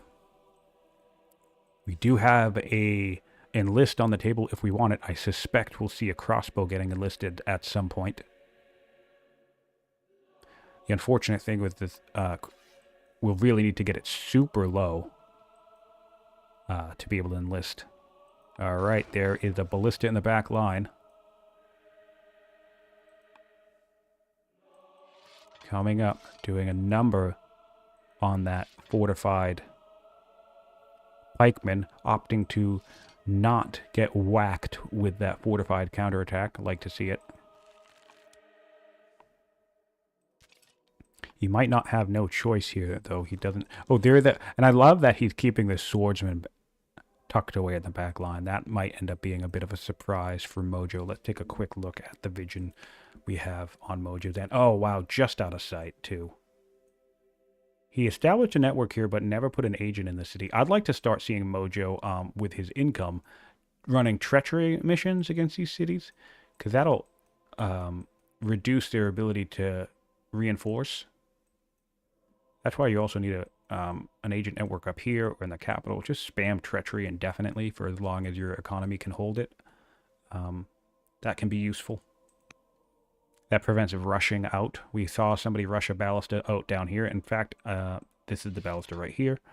So you could prevent things like that by forcing your opponent to repair, or hard build items if they elect not to repair.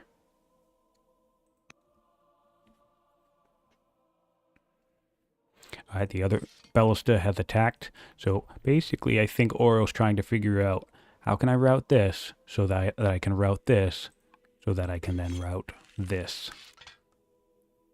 Either that, or he's trying to get this low enough that I suspect he'll probably go in for this route still, but I think he's probably going to maybe see if he can enlist one of these things. Although doing that when you're right next to a ballista is probably not that. And in comes the swordsman. Surprise, surprise. Now what's fun is that Mojo will have every reason to believe at this stage that Auro has cohorts when he doesn't.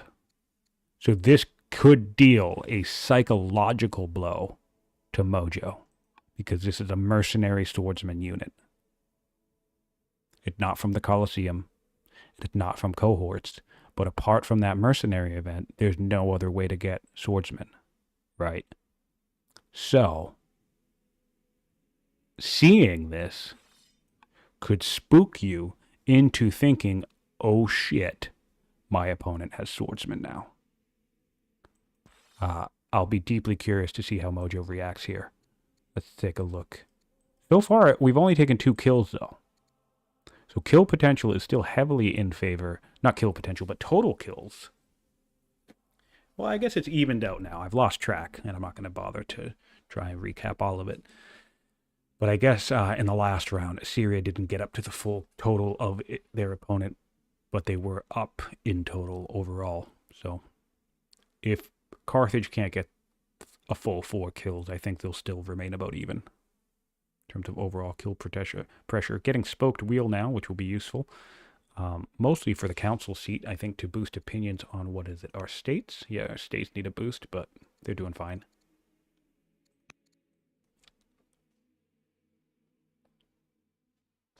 Anything happening down in the South Sea? No, nothing.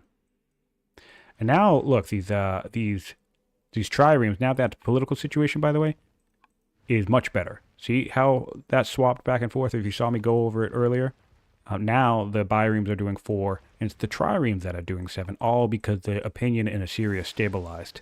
All right, we came up, we get our route with this elephant. We're going to get up in a second route. We're routing through. Great. Nice to see. Good job, Auro. And we are in position to... We're just going to need some ranged units. That's one weakness that Auro's army composition is struggling with right now. They don't have a good composition of ranged units here. 4 kills, so they've matched the Assyrian total now. I suspect they'll get at least 1 more. They have 24 orders left. So, and this swordsman's going to be an issue, I think. The swordsman, the ballista. So, Mojo's going to have to make some tough decisions next turn. Nice. Knocking that pike out of the fort, which will allow him to bring somebody up. Oh, and he's going to enlist it back. I love that. That's great. Okay. That's so great. And now we have a pike back in a fort and an immediate obliterated chariot. Not looking hot for Mojo in this particular situation now. 5 kills to the Carthaginians.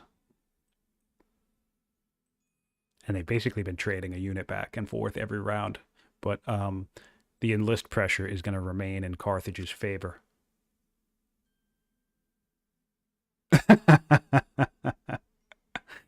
Yeah. Mojo's funny. He says, I hope that's now enough enlisting for Sion. He played his entire first match.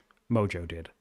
Which, this is incredibly impressive, by the way. He won his entire first match by having a zealot on the throne the entire time. So first of all, that's impressive to me anyway, since lots of players are opening the game with things like schemers and builders and scholars, right? So just having a zealot opener and winning is cool to me anyway. But he had 3 or 4 rulers on the throne, I think, for the entire game. And every single one of them was a zealot. He ran a zealot the entire game. And then by the end of the game, he didn't enlist a single unit once. Mojo never used the enlist ability once. But here we've been seeing it in full swing from both players. Still more attacks being made by the Carthaginians. 6 orders left. Really putting the pressure on to Mojo here. I think... I mean, this had to have been the final assault. I feel like if Mojo loses this battle, that will be the game. All right, we're coming up with a forced march, getting a rout, getting another panic.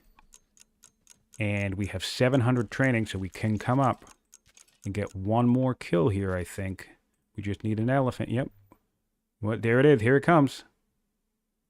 With another rout. And then I guess we can just go in for a panic, because who cares? Why not? Might as well just do the damage. That gives us 8 kills this round. Oh, that is dreadful. That is dreadful.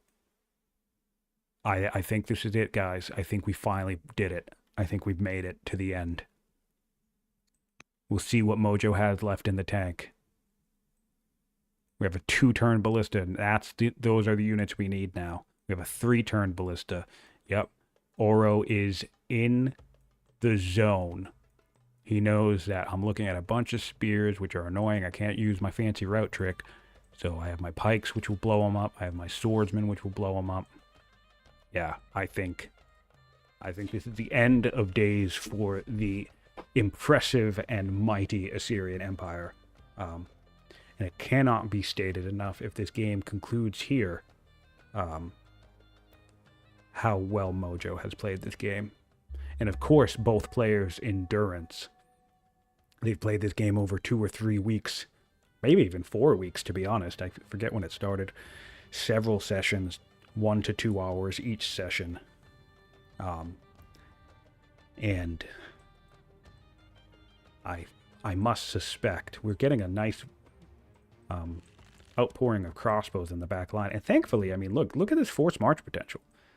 You're a little shy, just one, but I mean, a crossbow can. This is one of the reasons why I like to connect in straight lines, not having to come up and then back down. If you were just roading directly across, by the way, this crossbow could make it to here, guaranteed. But yeah, still great force march potential. We have the orders for it. We don't have really the training for it, unfortunately. We only have 2 force marches left in the tank. And Mojo is going to have to do some serious combat calculation in real time without undo, by the way. That's my favorite thing about watching these tournaments. I know players obviously love the undo feature, and it is, of course, an innovative feature of Old World, but after watching all these matches, I've forgotten how important it is to like the ecosystem of strategy gaming, right? For players to be able to make mistakes, for players to mess up, for players to do the best they can with their decision making. Not even about making mistakes, right? Just do the best they can. But if you have undo and you're playing in cloud, well, then you could just spend 3 hours planning out this entire turn, using undo to map out every possible perfect attack formation you could come up with, which is still fine. There's nothing wrong with that. But I've played so much Old World in the last 4 years, using the undo, primarily in single player, so using the undo feature, that I have completely forgot that I spent 20 plus years of my life playing Civilization without ever having undo. Or, even real-time strategies, obviously like Red Alert or Age of Empires, these games, there's no undo in that environment, obviously. So I've forgotten what it's like for something as simple as the ability to make a mistake to exist, and how absolutely crucial it is, in some sense, to the strategy gaming experience. So I've become a little obsessed with no undo lately because of watching all this tournament action. All right, we have 2 kills here for the Assyrians. Nice to see. He's still going through it. He's aiming for this swordsman, I suspect. Does he have an enlist? He doesn't have an enlist. He's going to have to go for a kill here. Enlisting in a swordsman would have been fantastic, but, I mean, he just doesn't have it. A little bit off topic, but I'm happy to indulge. We have a question from the chat asking which civilization that I played most. This swordsman is coming down, though. That crossbow did a number of damage. There's just 1 damage left before it did. You can even kill both of these with the spear. I'd love to see Mojo kill both of these with the spear. Do that. That'd be so order efficient. Don't waste a longbow. Or, no, this one. Damn it. God damn it. Okay, well, whatever. All right, so chat asked what civilization did I play the most. Well, if my absolute obsession with Old World isn't obvious telling enough, the answer to that is Civilization 4. I think Civilization 4 is one of the greatest civilizations of all time. Or actually, no, I think it is the greatest civilization of all time. And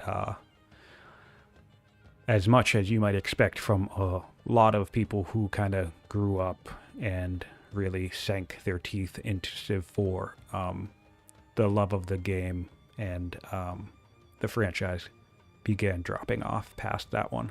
Civ 5 was okay. Civ 6, I loved so much about Civ 6. I loved its design. Hot take, because everybody always whines about the graphics in this genre, but I actually loved the graphics. I loved the style. There was so much. I loved the amount of content. I loved that there were so many different civilizations, so many different diverse things about that game. But I actually hated Civ 6. I hated the gameplay itself. I really didn't like the game. And Civilization 7 is the first Civ game that I have not bought, and I have no intention of buying. I don't believe in 2K Firaxis' business model where they basically sell an incomplete product and have everybody pay full price for a beta test for a year or two. And I don't like that the community supports it either by saying, oh, the game will get better by the second expansion. That's not how it should work. You should get a good game when you pay full price for a good game. And that's the end of that rant. And the last I'll bring it up in this context. But yeah, I do love Civilization. I have very fond memories of playing it. Civ 4 is still very good, but I've kind of washed my hands of the franchise personally. Old World gives me everything I have ever wanted from a strategy game. And I know that's a little bit fanboy-ish, but it's true. I'm obsessed with this game. I've played over 4,000 hours in this game. I've played more hours of Old World than 5 and 6, Civ 5 and 6 combined. Yeah, so I am obsessed, and possibly even Civ 4 at this point. Maybe even Civ 4 combined. I don't know how many hours I played of that game because I bought it as a CD. It wasn't on Steam back then. So I actually have a physical copy of it.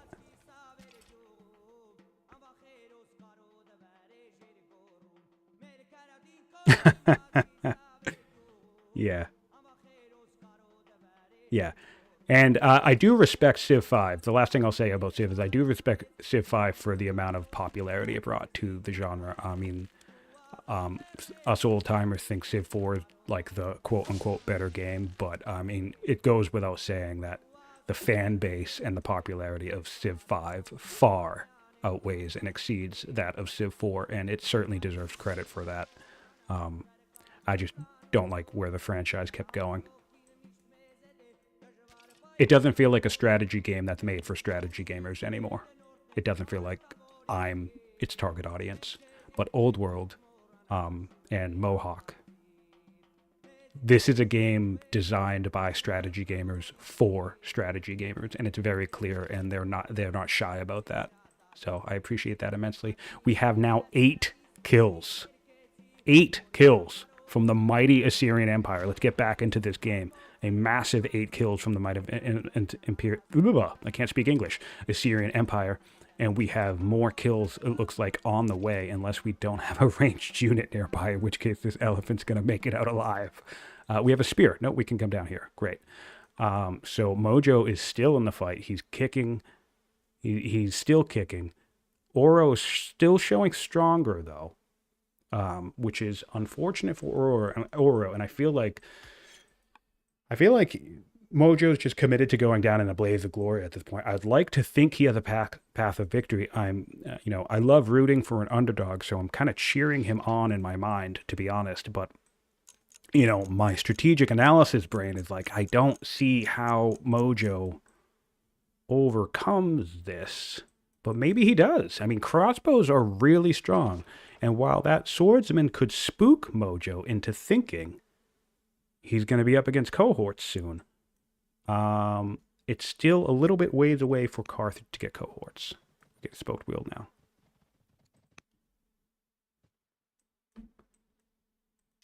What just happened?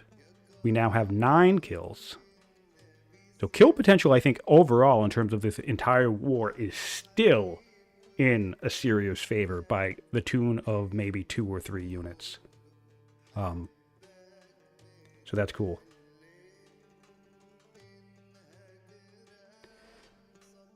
Yeah, man, this is the most. I haven't had the luxury of seeing every game in the tournament so far, and we've had some phenomenal games. But I think this may very well be the bloodiest and most tactically intense of all the games we've had so far. In fact, in 1 second, once we swap back over to Auro, because I'm sure Auro will need a moment to do some calculations, I'll review some stats. Still 17 orders left on our mighty Assyrian Empire. We'll see if they can.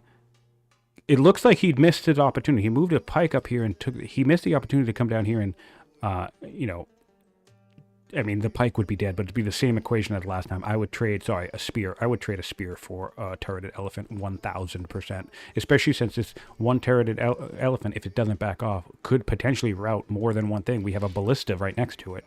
So yeah, Ooh, we're doing a slight move up of an onager. Love to see that. 5 turns on ballistic for Mojo. So if these can survive and translate into mangonels, that could be something. If ballista in 3 turns, still would like to see this getting rushed out. I mean, I guess we are worried about enlists, but I mean, a ballista next turn would be really delightful to see. And yeah, this turreted elephant is going to survive. All right, so we're on to Carthage's turn. Let's take a real quick detour right here. And look at this battle. Look at this. 139, we have somebody coming up. Oh, we're coming up with a bunch of elephants. See, and this is why you try to get those kills. Oh boy, let's just focus on this. Auro needs no time. He knows what he's doing. He knows what's next. He knows he has a route chain waiting to happen. Of course, now he's doing the math. He moved his elephants up and he's like, all right, now what's the order of operations I do this so I don't mess it up? Always nice to see.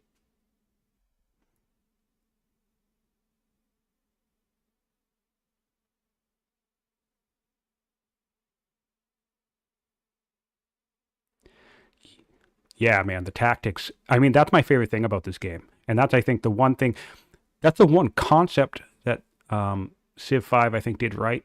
Switching to, conceptually, mind you, switching to hexes, switching to 1 unit per turn. But I don't think any of the Civ franchises has executed correctly. And boy, does Old World get it right. This game is the most tactically satisfying strategy, Civ-style strategy game that I've ever played, and that's why I keep coming back to it. And, I mean, I'm a primarily single-player player, but boy, is it even more intense in multiplayer. Watching these battles is just the coolest thing to watch, and I love the way that Mohawk really leaned into maximizing, like, kill potential. Like, so many different units do multiple damage. Like, this ballista will drive down this whole line. This elephant can route a bunch of stuff. These onagers can do massive splash damage. I love that there's so many. Even like a pike, you know, the minor poke damage.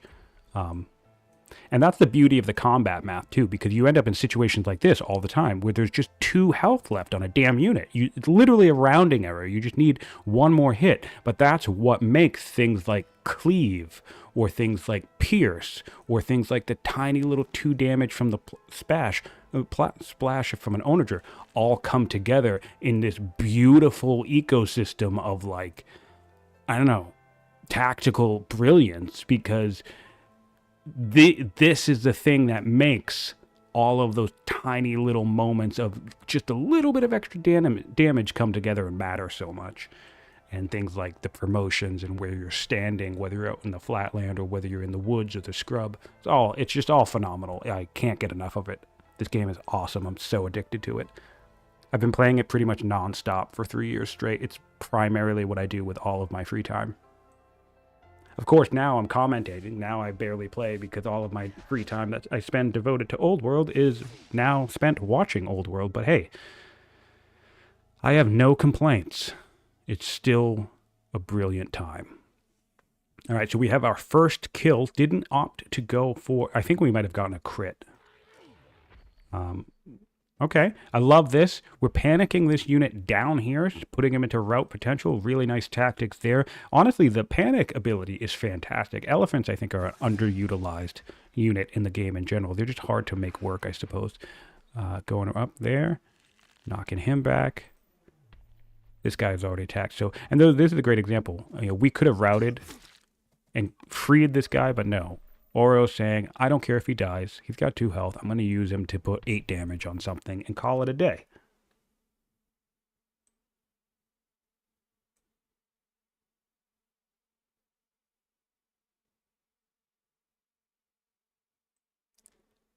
I appreciate you guys tuning in and watching, by the way.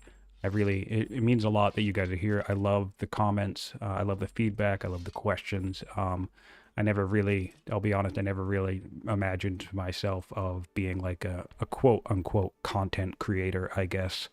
Not really my vibe, because there's a whole element of trying to like sell yourself, I guess, in that whole arena that just really rubs me the wrong way.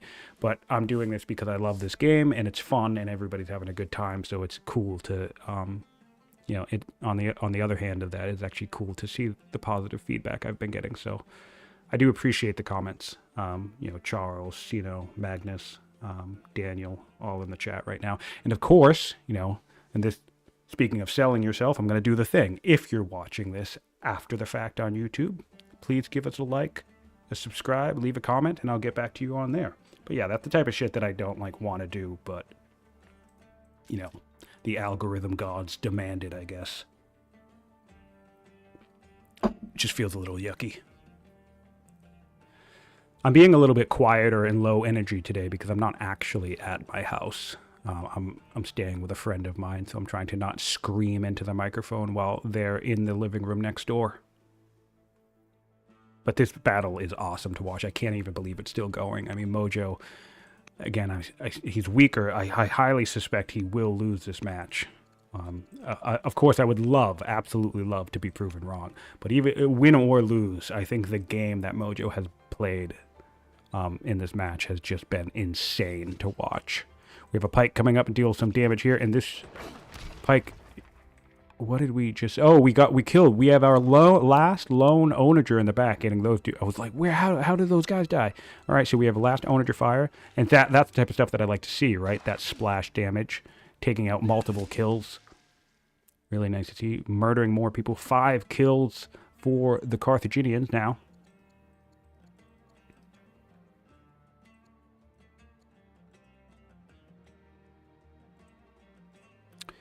Okay, and all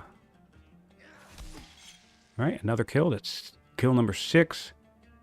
The Assyrian army is falling, and the hordes, the Carthaginian hordes, are proving to be endless for our mighty Assyrians. I love this aggressive posturing of an onager right here, out wide in the open, but you know, a confidence enough that it will not get killed. And I feel like that's not bad. Maybe I would have put it in the woods, but whatever. Still, who cares? You're pretty much... Shockingly enough, Mojo is still only weaker. At no point in this battle, after this thrashing, has he dipped into much weaker. But I do believe he's stopped. I think last turn, with all of the kills he got 9 killed last turn. And I still actually don't think he climbed back to similar. I think that was the first time he didn't climb back to similar. So that's going to be a problem for Mojo here.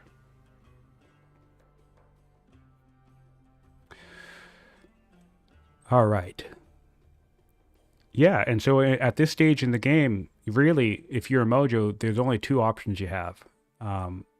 You try to keep fighting. You try to keep getting as many kills as you can. Or you make one last attempt to maybe retreat and consolidate forces. But I think at this stage of the game, when you know, right, you know that your opponent 140 turns, there's no way your opponent isn't making, you know, 3 or 2 turn units from every city. You know, their tech investment is large. They have advanced units, all this stuff. So really, we're also kind of past the point of retreating and consolidating because Carthage will just get stronger, and that's one of the reasons why I think Mojo is kind of looking down the barrel here. But his big saving grace is he still has these onagers, man, and he's Assyria, so he's gonna keep getting crits, which is nice. He just needs 4 more turns. He needs mangonels, man. He also needs more dead elephants. Okay, there's a dead elephant. Nice to see it. Just what we want.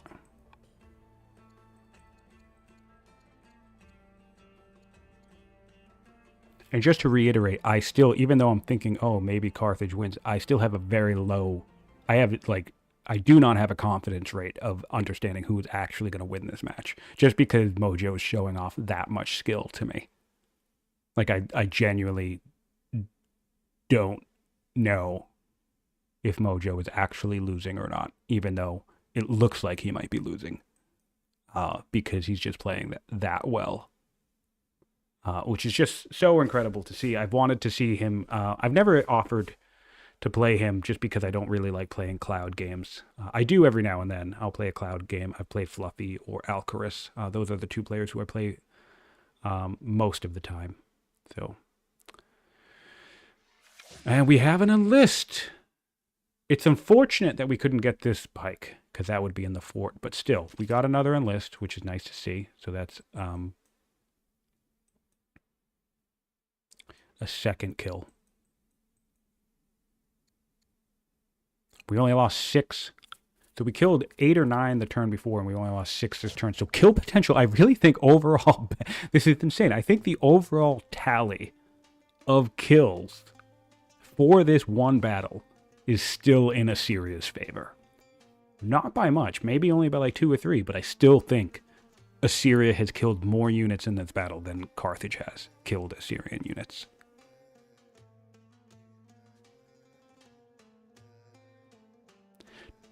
Question from chat asking if I see this running into a turn time contest. No. If you had asked me just before this battle started, I would have said, yeah, maybe. But no.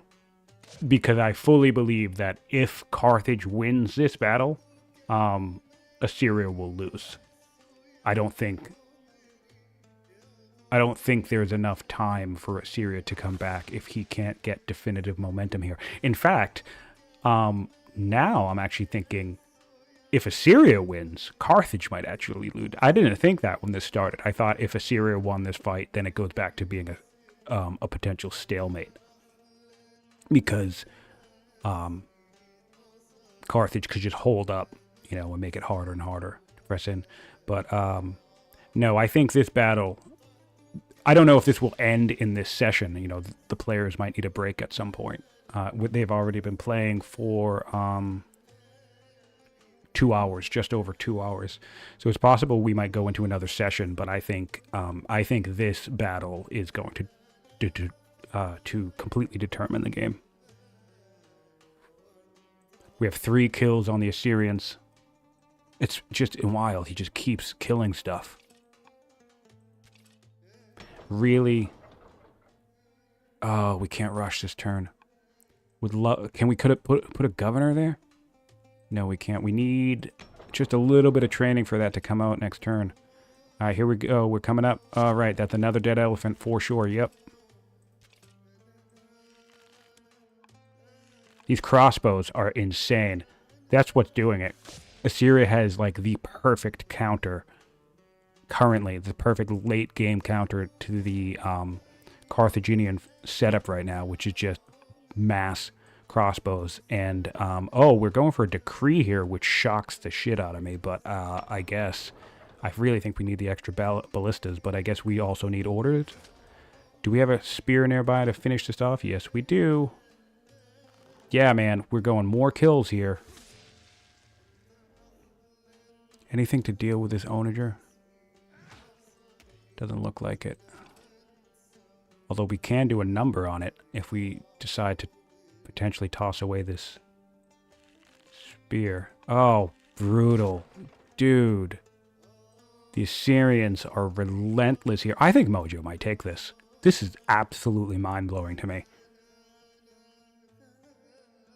We're back to 5 kills to 6. Even if he doesn't kill anything else this turn, he's still keeping kill tempo over his opponent for this whole battle. This is insane. This is quite possibly the most impressive thing I've ever seen in this game. This is just incredible. I think Mojo might actually pull this off. What on earth is happening? How much enlist potential do we have? We still have enlist potential. Still have enlistment. We're making enough. We have enough stockpile that I'm pretty sure we have 2 crossbows. 2 longbows coming in. So all right. That's gonna be good. We have more pikes back here that we need to move up. So I guess I understand the decree now. We need more orders to get our backline units to the front line. All right. So Auro's not out. It really is anybody's game. But I'm just so shocked at how competitive Mojo is being here.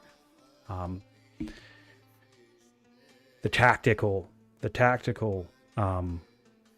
has just been such a great fight.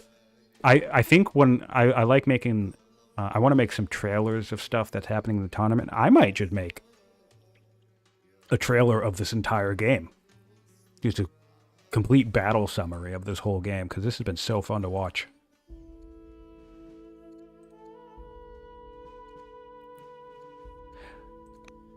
It is interesting that it didn't become a Turtle Fest, because there are 16 points in the game from Wonders, which would be exactly enough.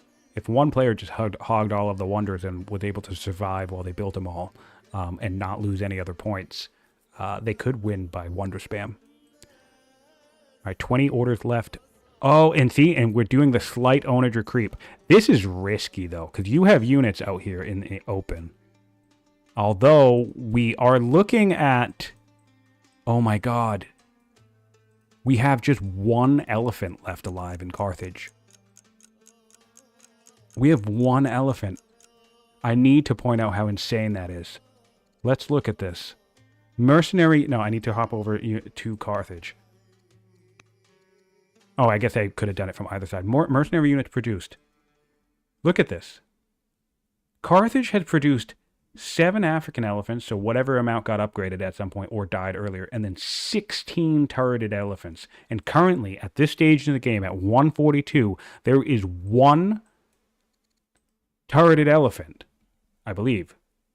There are 2 turreted elephants in the entire Carthaginian, left in the entire Carthaginian Empire, after having over 20 unique units produced in this game for Carthage. That is just insane.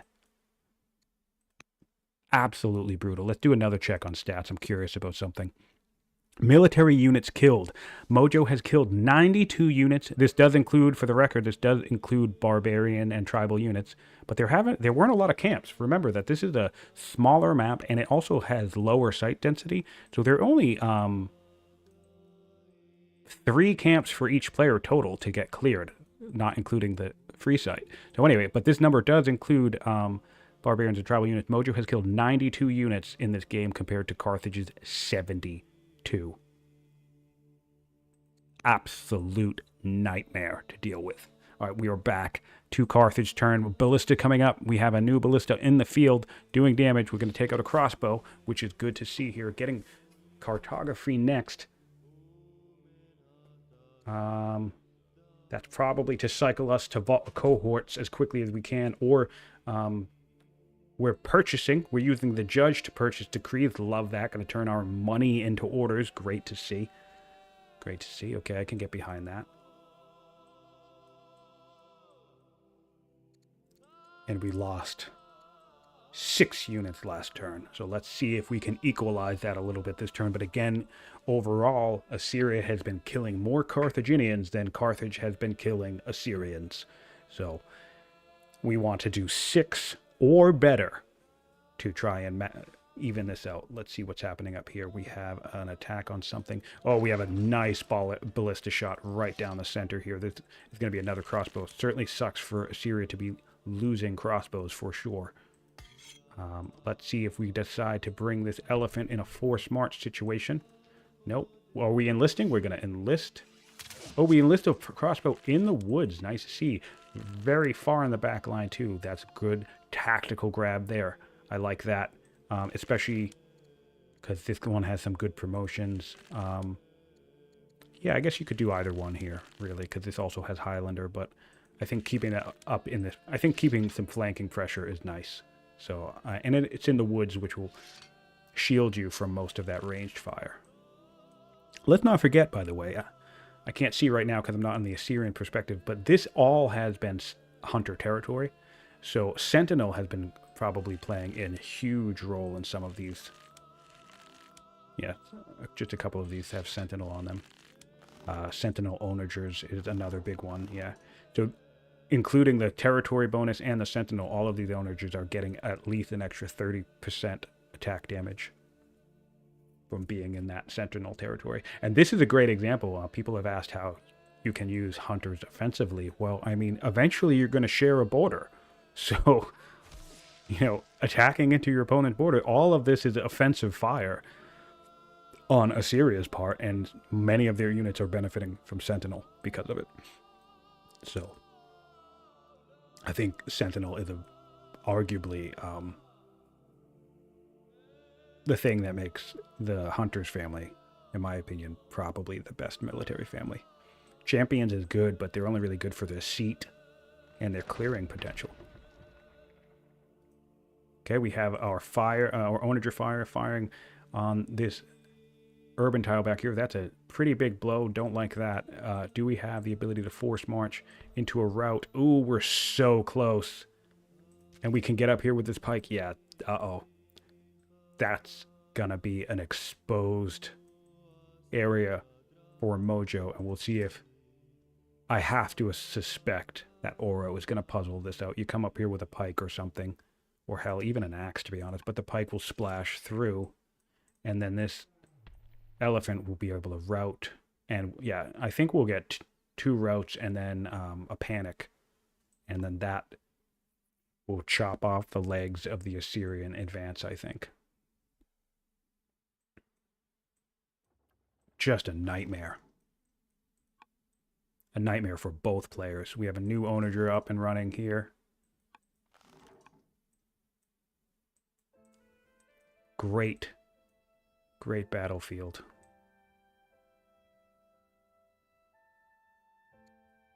Get a nice pan shot for the trailer. Got a pike coming up. Ooh, cool. Doing it while I'm doing the cinematic shot too. Really nice to see. Thanks for that. Love it when my players indulge me.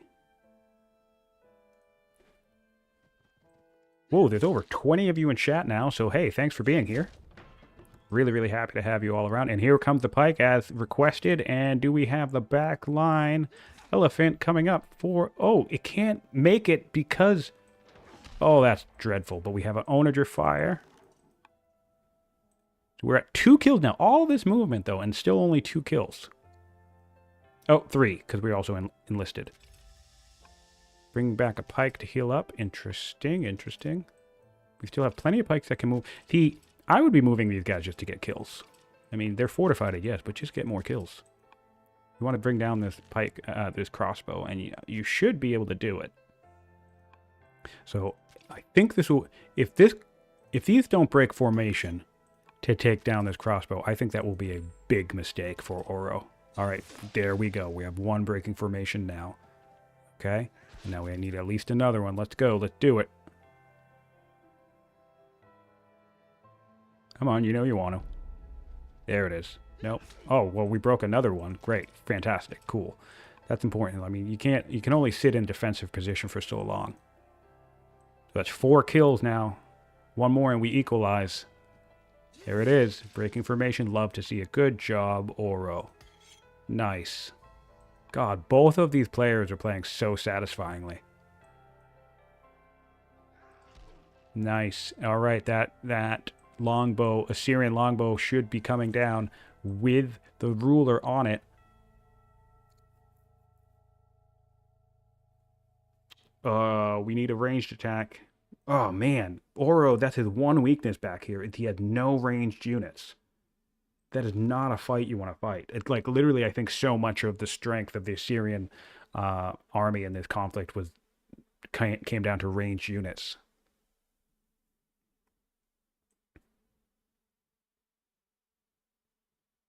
Yeah, I think that zealot's gonna get away. Unless here it comes. I got so excited. Oh wait, no.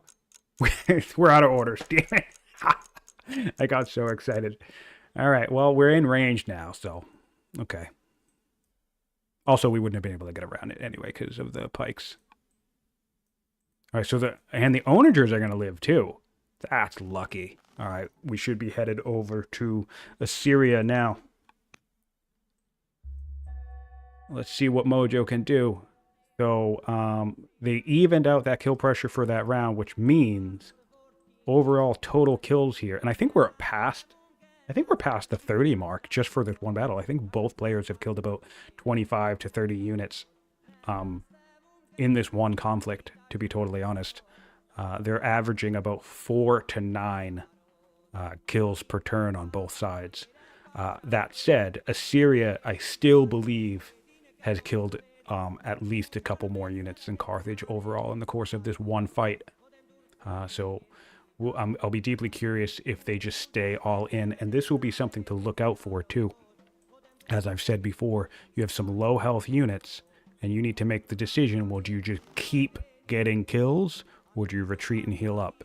And often I think the better decision is to just keep getting kills. Not always. Tactical retreats are important. Backing off and consolidating and getting yourself, back in fighting shape is a skill and something you should be doing. But sometimes when you're in the thick of battle, you just need to keep killing shit, even if it means you keep losing units too. Because ultimately all you need to do is kill more units than your opponent. We do have a ballista ready now to go in this conflict, which will be a nice grab. Another ballista. We have at least 2 in the field. Let's see here. Moving one up.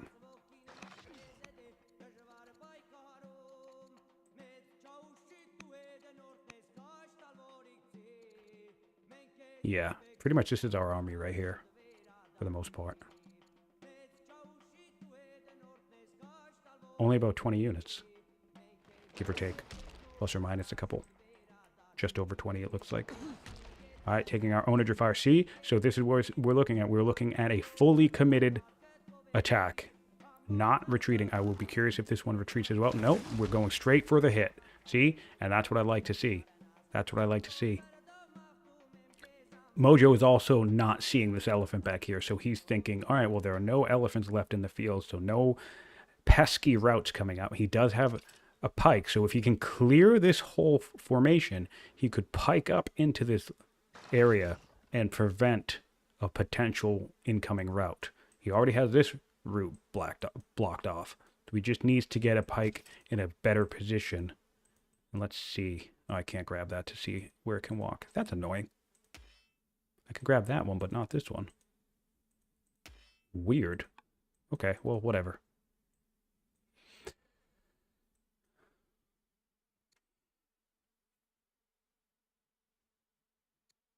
All right, so we have 1 kill. If we make 5 or more in this turn, then that will retain the kill momentum for Assyria in this fight. Backing up. Oh, tell me you're gonna enlist. Oh, we don't have an enlist. That's a bummer. Out of enlist potential. I feel like in this particular situation, this is the one situation where I think you might want to save this unit. You toss him back into the build queue, give him a quick heal up. Or maybe toss him back here and just attack, right? That way you can keep your enlist for next turn if you need it.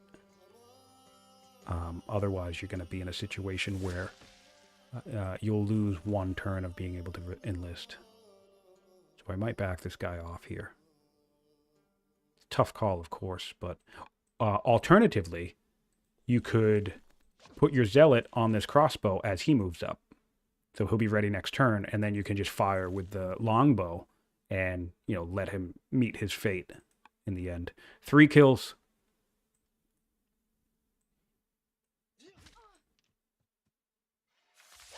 Four kills. And the enemy zealot is now down. So there will be no enlist next turn for the Carthaginians. Carthage is rushing out a ballista. That's going to be a yucky blow for our for our Syrian friends.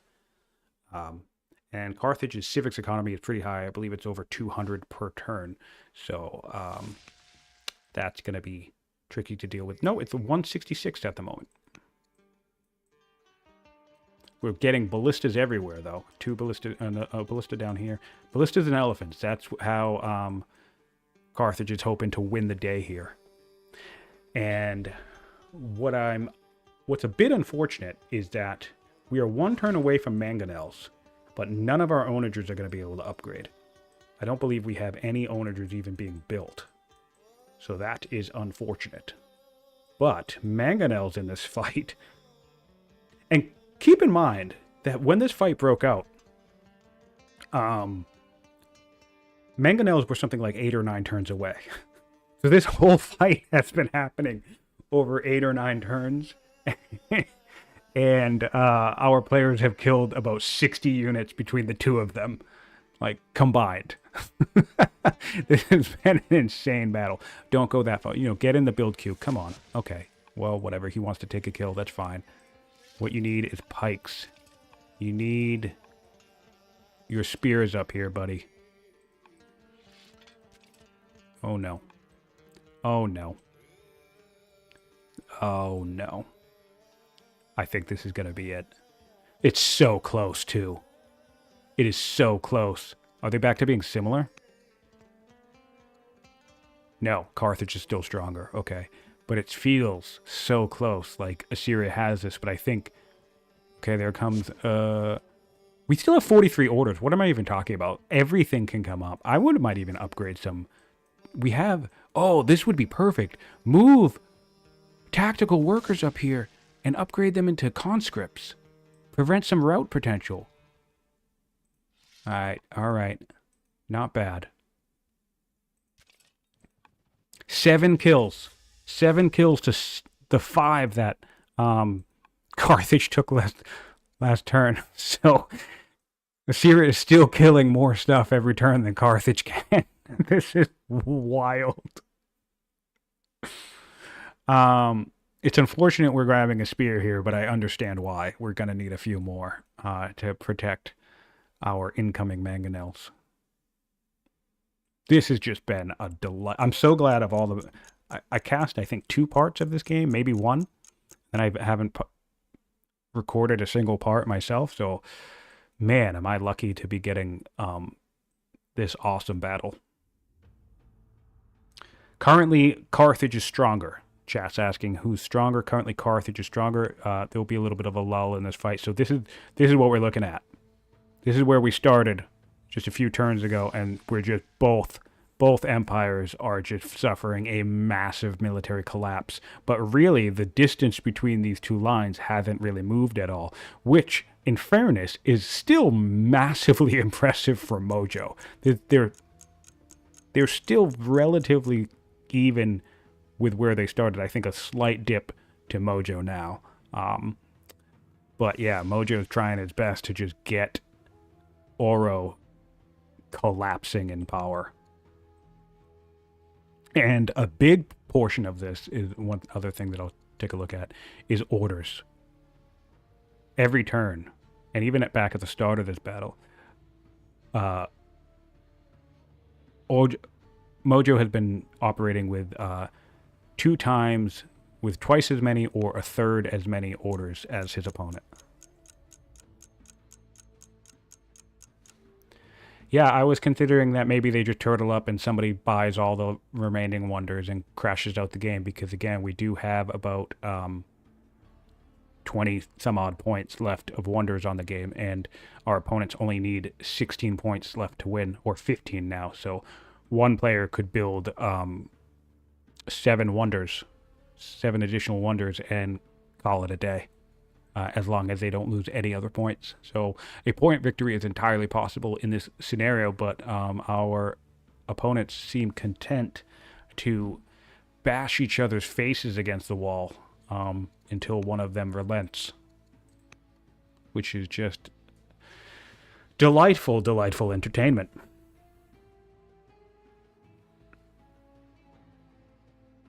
The training rate. The question is the training rate similar? Yeah, Carthage is only making 20 more trading per turn than Assyria is. The real big advantage here is that Carthage is making about 100 more civic. Oh no, actually they're both making similar civics now. At one point, Carthage was making well over 200 civics per turn compared to Assyria's like 1 something, which has, since they're both fielding zealots at the moment, has led to Assyria being able to reliably enlist every turn that their zealot has been in the field. But I believe the Carthaginian zealot has been killed twice, and the Assyrian zealot has only been killed once. So I think even total number of enlists is probably evened out over the course of the battle too, due to ruler presence and then lack of civics. Assyria has hit more of a lack of civics than his opponent has. So we do have a Zealot back in action now, being added in. Be ready to fire next turn. We have a Ballista coming up, destroying an axe, killing, weakening this whole line. That's our first kill of the match, of this round.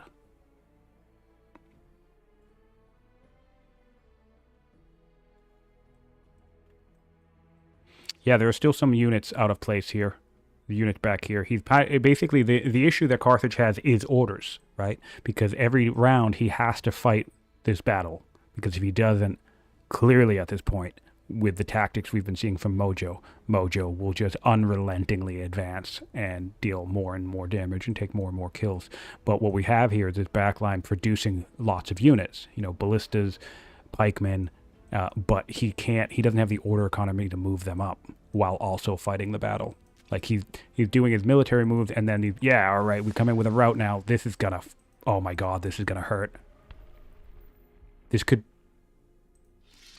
be, do we have more kill potential? We have this. We might not have kill potential here. We have that. Maybe.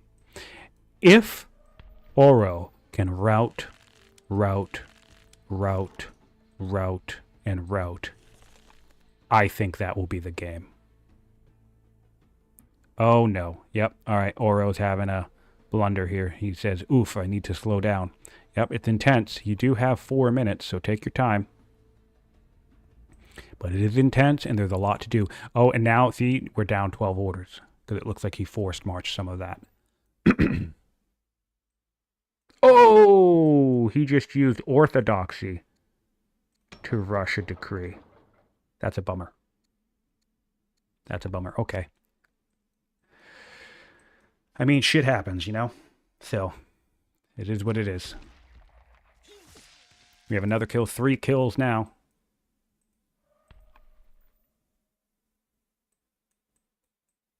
And that's the other difference between, why are we building a woodcutter? Tell me this is autonomous. What on earth are we doing back here? Okay, well, whatever.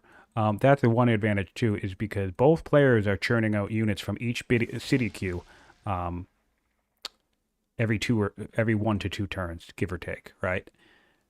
But, all right, we're going for the kill on the spear. That's fine. That means we didn't have the rope potential. That's huge news for Mojo. We did kill a onager, though. 2 crossbows, a spearman, an axeman, and an onager. That's just brutal. All right. This one onager back here that, and it is in a fort, and it's behind a river that Mojo has just not been able to dislodge in any way. Has certainly, this is like a wonderful tactical position on Auro's part because it's just been hammering away at the Syrian forces.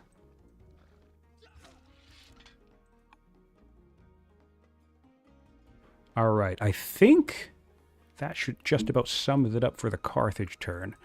Let's take a look here, and we will have an enlist. So we can enlist something.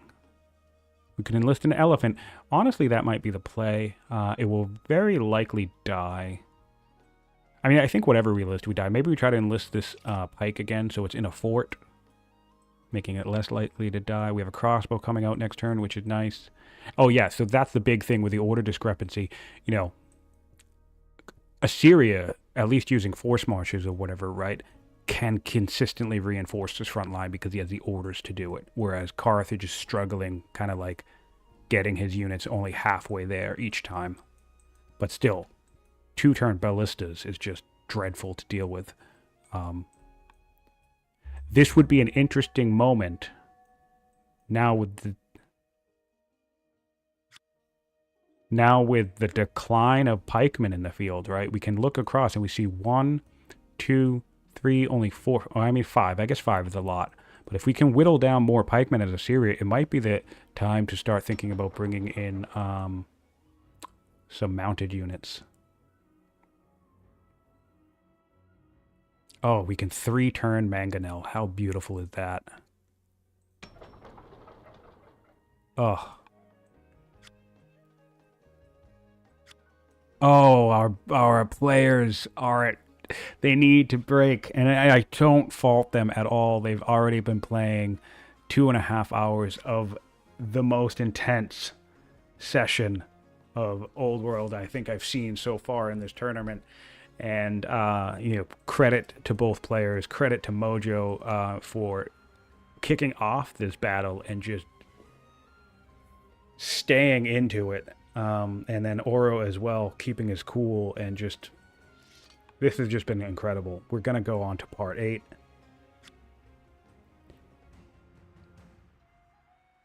Incredible. I'm just speechless for a second here. So let's do a quick recap of the session. We basically had a murder fest right on this border. Are they similar yet? Or Carthage started stronger and they end stronger here. So let's just take a look at this military score, and this is where we're at, right? And we basically have Carthage building elephants and ballista. And we have Assyria basically just plowing through all of this with crossbows, which is the one thing that's nice about the ballista, that the ballista is still going to do a serious number of damage to these crossbows. But really, crossbows and spears have been doing most of the work here. And then, of course, this little battalion of onagers in the back line. So I'm going to be curious what Mojo decides to do here now that he has mangonels unlocked. I feel like you're just kind of stuck in a position where you need to keep firing with these things and keep getting kills. But overall, the total number of losses in this battle has definitely favored Assyria. Assyria has taken more kills from Carthage than Carthage has managed to take from Assyria, which is just incredible. It's been incredible to watch. And so last thing I'll take a look at is things like science, I guess.